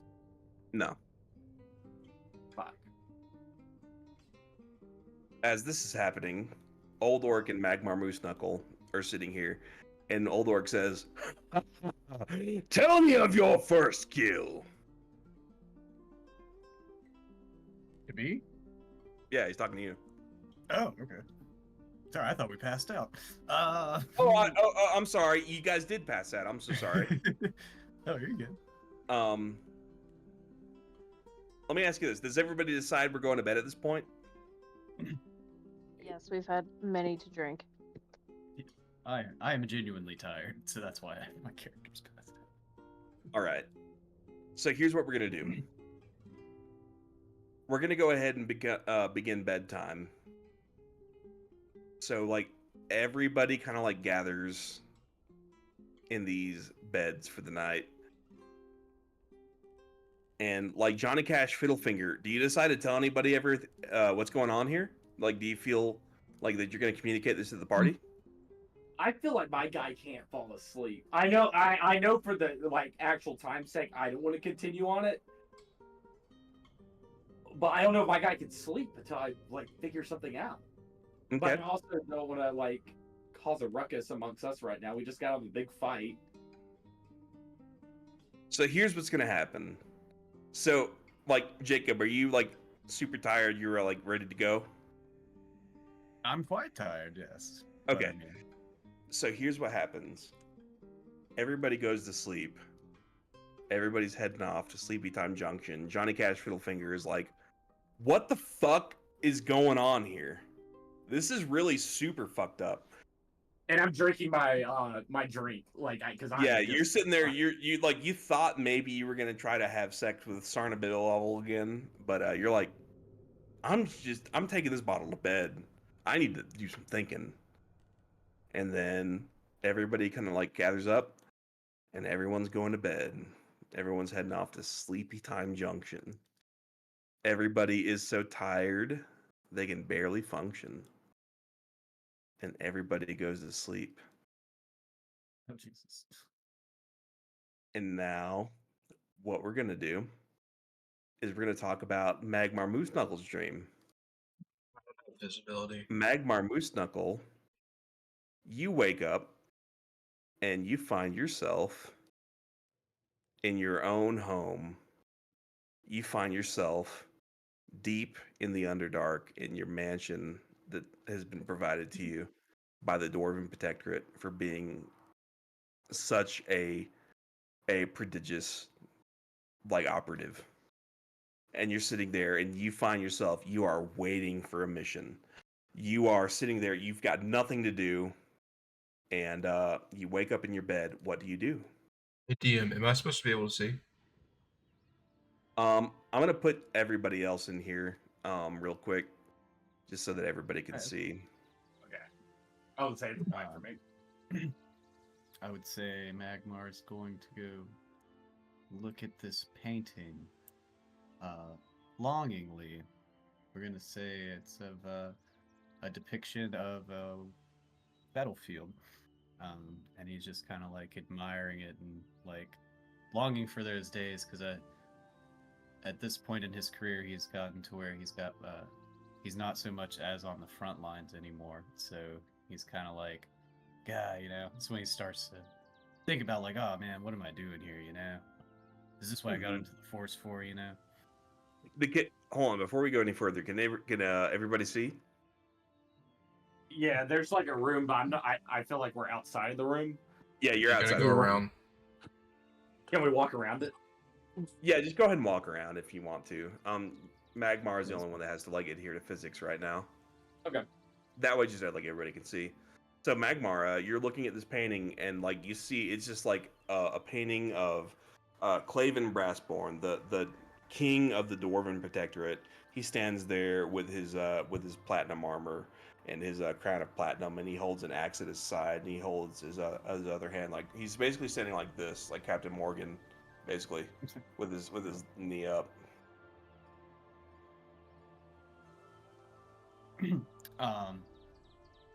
Yes, and so that's when he looks at it as most, I suppose, like lower class folks would look at like a picture of their king, like warding over those that are like kind of starving and hungry and stuff like that, and subconsciously thinking like beneath his platinum armor is like the heart of a snake in a way. Interesting. So what else are you up to in here? You are free to move around this mansion. There's some doors here you can open. Oh, I didn't even realize it was a whole mansion thing. I just thought it was Actually, I might have fucked up. I actually super fucked up. I didn't provide doors to the rest of the mansion. So you actually walk over here and you see a gigantic dog in front of you. This is your home. What is this dog's name? It is a dire pit bull. Yeah. Dire bulldog. Yeah. A dire bulldog. Yeah. Yeah. It's my dog Tuco, and he is He very sits excited there. to He see looks me. at you expectantly. I go up and I just give him a big old rub on the noggin, and then I stick my finger in his lips because. And he goes, blah, blah, blah, blah. He just starts like licking your finger, and he starts like kind of like gnawing on your arm. That's a very positive thing. Yeah, and so I'll say I go back into like the kitchen, grab him like a leftover haunch of meat, and I'll just throw it to him. All right, so you throw him this hunch of meat. And he's like sitting there gnawing on it. He's loving it. Then all of a sudden you hear. Did you hear that? Did it actually go through Discord? Was it like a knock? Is that what the idea was? Like a big knock. Yes, I mean, I get the All I right. get the gist. All right. So you open the door, and a human and two Dwergar. Let me find the Dwergar. Where are they at? There they are. They kind of like walk in, and they say, "Magmar."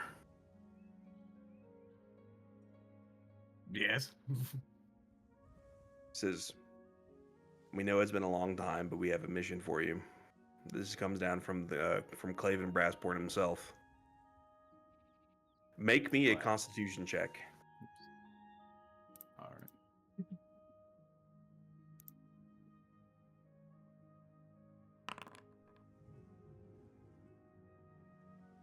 You hear the word Craven Brassborn, and you are immediately filled with rage. And it sounds something like this.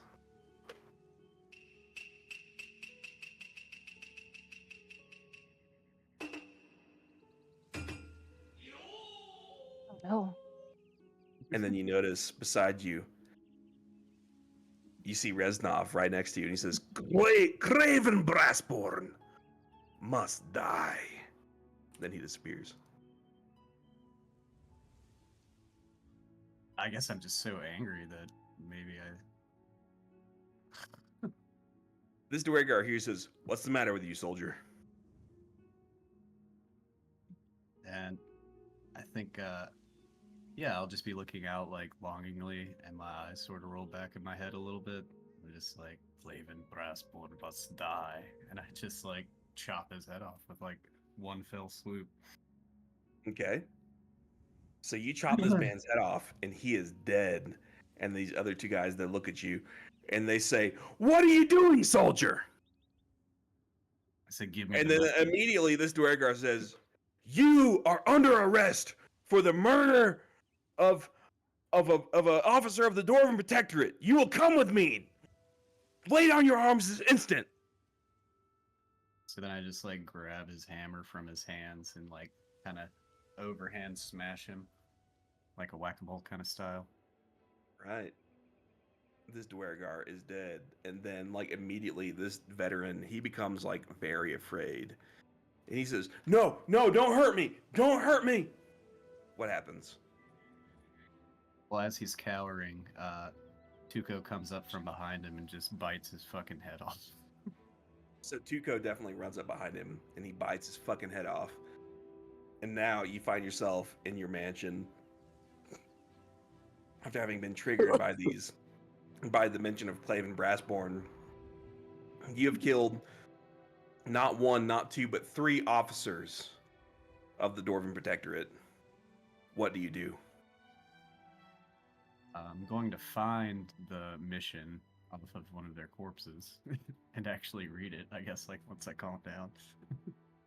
So the guy in the back, he had a mission, and his orders were to tell you to enter through whatever means possible the Valtranor continent once again. You are to go on a solo special operations mission. There is a member of the Dwarven Protectorate who is up there, who was sent on a black operations mission, who has essentially gone rogue. he has started like recruiting members of like local militias and like local tribal groups to essentially like come up underneath of him and to do his bidding, and he has presented himself as like some sort of god to them. um what do you do? Do we want to go on this mission, or what do we do? You have 3 dead officers in your mansion. This is a dream, though, right? Or is this like part of how my backstory would have played out? This is your dream, but it also seems kind of like a memory. Okay. All right. Huh. Well, I think. I mean, there's not a whole lot I can do with it. I guess I'll leave the guards' bodies to be disposed of by my dog. Seems like the most logical thing to do.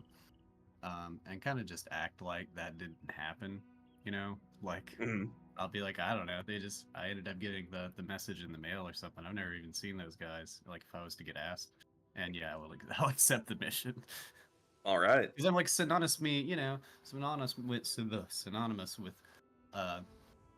my extreme tactics to get the job done at no cost. So they kind of knew what they were getting into, just like coming in there. Everybody kind of knows I'm kind of crazy, but it's like I was the only guy for the job. Yeah. So yes, yeah. they'll accept it. All right. Yeah. So you start heading out. So you find yourself like you walk out of your the you walk out into the city that you're in, the dwarven city of Bahalthanu, in the Underdark. You look up at this like forever twilight as like these like glowing fungi sort of like give you this like false day, as they bioluminesce in the darkness, and you reckon that you need to take the next train out and get back to the surface, and then let's go ahead and get back to the Valtrinor continent. Exactly. Perfect. All right, next we're going to go ahead and load up Lamb's Dream. We're going to activate that, and I'm going to go pee. And then we're going to put on this song. I'm going to go pee. I'll be right back.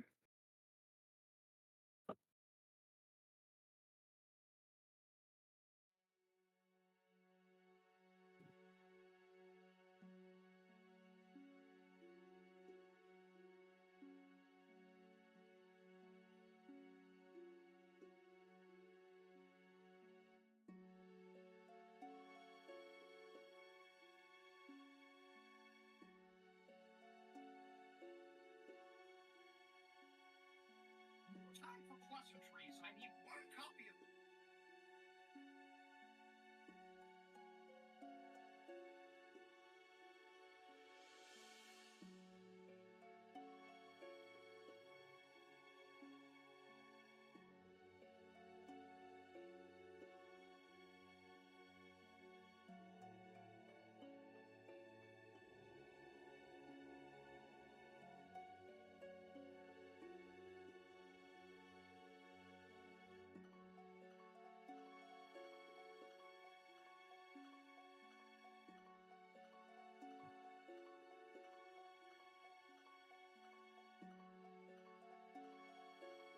All right. I'm back. Lamb, are you here? I'm here. But I All don't right, perfect. maybe my eyesight's not on yet because I still can't see anything. Let me fix this vision. Yeah, I need to fix your prototype token. Can you see now? Yeah. All right, perfect. So, in your dream, you drift to sleep. You're taking the first ride out of Sleepy Time Junction. You are so tired you can barely function. And you start to drift off into dreamland. And the next thing that you notice is you wake up, you find yourself in front of a chapel filled with gnolls. They all sit at the pews. They're all some are sitting, some are standing. They're all like hooping and hollering to your name. What do you do? I stand before them and I raise my hands up and I accept their worship. They all they raise their hands up and they start worshiping you. They start all bowing down to you. They're groveling at you. They expect that if you do not if they do not provide the proper worship to you, that their lives will end here and now. They're all like getting on their ground. They're prostrating themselves before your feet. What else do you do? What happens next? I start walking up and down the aisles, and I'm looking over each and every one of them, All right. trying to find one to call to use as a example to the rest of them. All right. So you're kind of like walking up and down the aisles, and you find that this one has shifty eyes. Do you decide to use him as an example? Yes, I start to run over to him and I grab a hold of him, but then I feel some kind of presence start to pull me back, and then things start to get cloudy. And As the you room notice starts to that, fade. I'm sorry, go ahead. And the room starts to feel like it's fading. The room starts to feel like it's fading. Like you grab this guy by the back of his mane and you're like starting to drag him. All of a sudden, you look down. You are butt naked. And your dick is comically small. All of the gnolls, they all turn and look at you as this happens. They all look at your tiny, weird penis. And they all start giggling derisively. What do you do? I rip his throat out. So, so you rip this guy's throat out, and he is dead. Then all of them look at you, your whole body covered in blood, with a tiny penis, and they all continue laughing super hard. Lamb starts to feel himself drifting away, and he starts to turn into, what's the other guy's name? Ikarak? Yeah, correct. So Lamb starts to completely dissolve, and then Ikarak remains the cowardly gnoll that he is. All of the gnolls in this room, they look at you, the naked Ikarak, covered in blood, tiny, itty bitty acorn penis, naked, and they all look to you, and they see a meal. What do you do? First thing I do is I'm looking down at the knoll that I'm holding in my hands that's got all the blood coming out of there. And I start to freak out and I start to run, trying to find a door in the room, but there's no door. I can't find any door that exits, and all of them are just starting to kind of come towards me. They all look at you. They all sense your weakness. And then all, like, 75 remaining gnolls, they all descend upon you and start to tear you limb from limb. They rip out your intestines, your liver, your gizzards, your lungs, your heart, everything. They are just treating you as a meal. You are just a banquet before this congregation. And as the life starts to slip away from your eyes, you think to yourself, I was never worthy. I was never worthy at all. And then the dream I ends. wonder why I have gizzards. But that was good. Next, Johnny Cash Fiddlefinger, we're going to talk about your dream. Did you set this all up, or is this like... Oh, yeah, no, I set this all up. Okay, that's just badass. Thank you. I can't see. Hold on, I I'm not can't setting it up yet. see. Activate. Here we go. JC, I can see now. he is Oh, there's risen. Oh, no. JC. There's a mommy. All right. I So can't here's see. what happens here. Or is mine supposed to be off? Let me add everybody here. And then that way everybody can kind of start Oh, and there's a... like investigating this area here. We go Kenzo, Lamb, Magmar.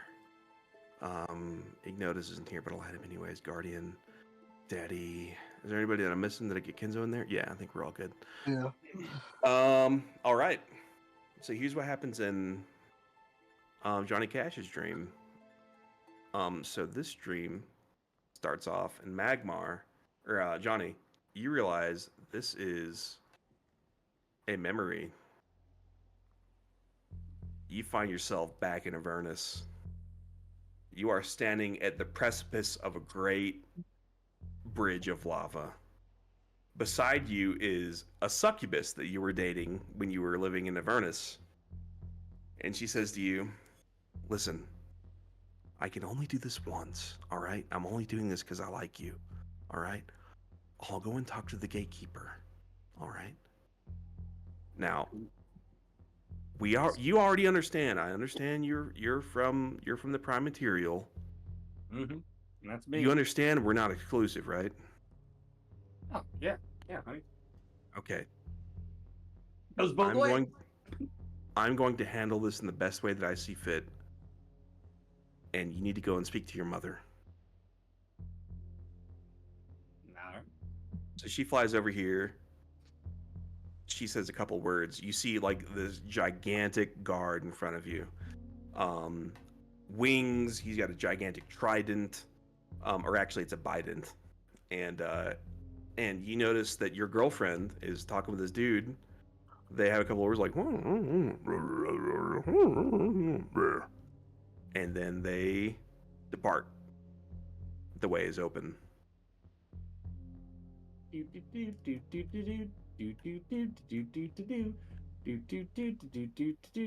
As you approach the precipice here, you see a devil holding many sets of chains. Each one of these chains with a section of steel at the end of it, barbed and hooked, and he is torturing a woman in front of you.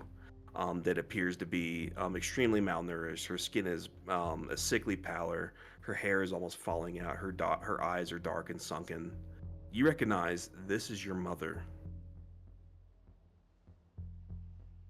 I'm going to sneak behind him, just staring at my mother, and I'm gonna play a little diddle for him because everybody likes me here in the hills. All right. So what do? So you come up and like you see this guy. He's like sitting here whipping your mother with chains and steel. I go up to him. I said, "Hey, Mr. Satan sent me. How's it going, man?" Make me a deception check. That'll be in your skills. Yeah. All right. He says, "Oh, the boss? All right. I'll let you take over from here. I'm gonna go ahead and go." Aye. Take it easy. So he walks off. He thinks you're taking over. Mother. She looks at you and she says,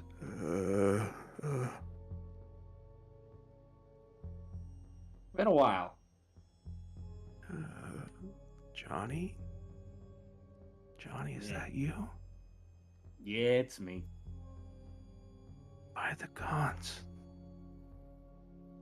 Why are you here? Made something myself, but made a deal with Mr. Satan. I've been playing out here, but I did it all because I'm going to end up getting you out of this place. Get me out. How? I don't know yet. I'm going to figure that out. I know I can't do it now, but I need to see you because I miss you. Where is your father? He's still alive. He's at home throwing shit at me. This is his fault, you know. What do you do?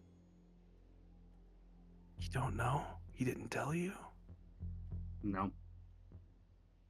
He promised me that he would take responsibility. Responsibility for what? He sacrificed me for his trumpet talent.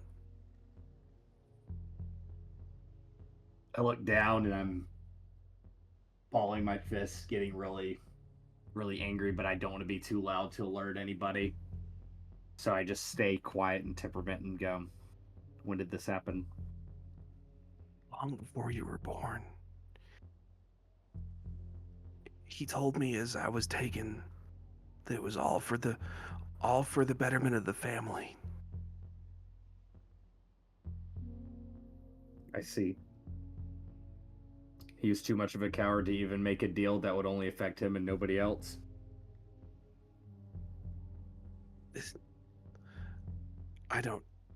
I suppose. I don't know what his part of the deal was. Son, I miss you so much. I miss you too, Mom. How are you going to get me out of here? I thought I could take this, but I can't. I'm gonna figure it out. How long are you supposed to be in here? I don't know. I'm gonna figure it out.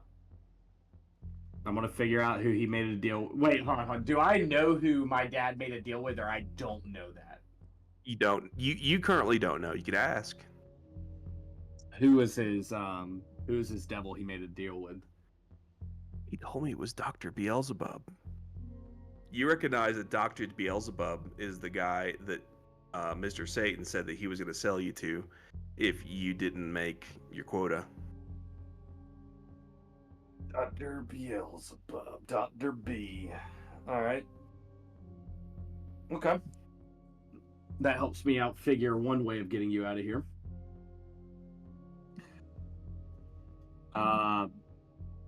It's going to take time, Mom. And I know that's something I don't know. I really don't know. Son, I can't take this anymore.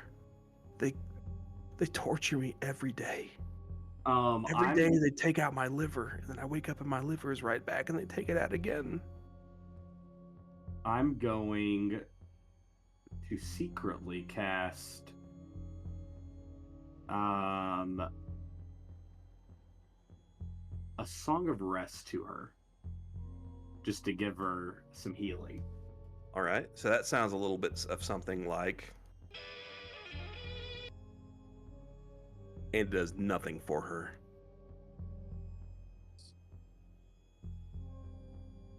She's like sitting there, and she starts to like fade out of consciousness, and she starts to like basically like fall asleep as she's like tied up on this altar.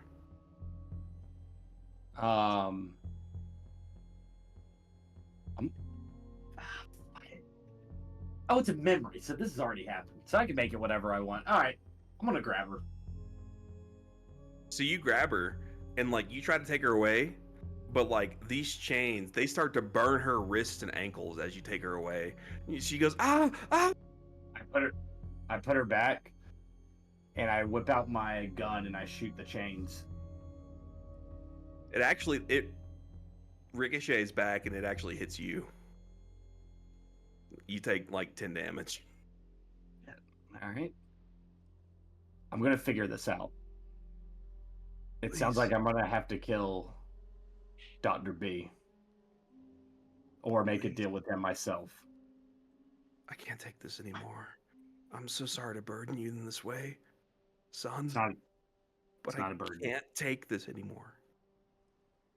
I always told myself that I would go to hell for my children, but I didn't know it would be like this. That's hell. I'm gonna get you out. I don't know when, but it's gonna happen. I promise you that.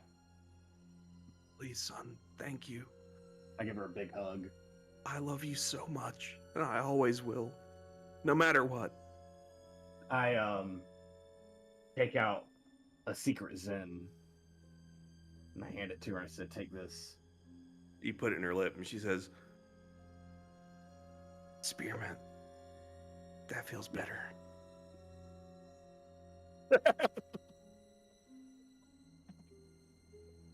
All right. I'm just gonna start walking back. All right, perfect. Well, I'm gonna have to bow out for the night, guys. Okay, that's chill. That's chill. We'll pick you and Braden's dreams stuff up in the next session. All right, easy. I tried to hold out as long as I could. Oh no, you're good. You're good. Does everybody else need to split, or do we want to continue going on with these dream sequences? We can go ahead and split. All right. Do the rest next time. All right, we will pick this up next time on the next Sure. episode of Nice. Dragon Ball Z. We'll continue these Good dreams night. that we're having. See you guys. Good night, friends. Good night, friends. Take it easy. Thank you for everybody showing up. You know. Trey, are you staying on? Yeah. Okay, I got to talk to you about something Uh-huh. that I think I realized.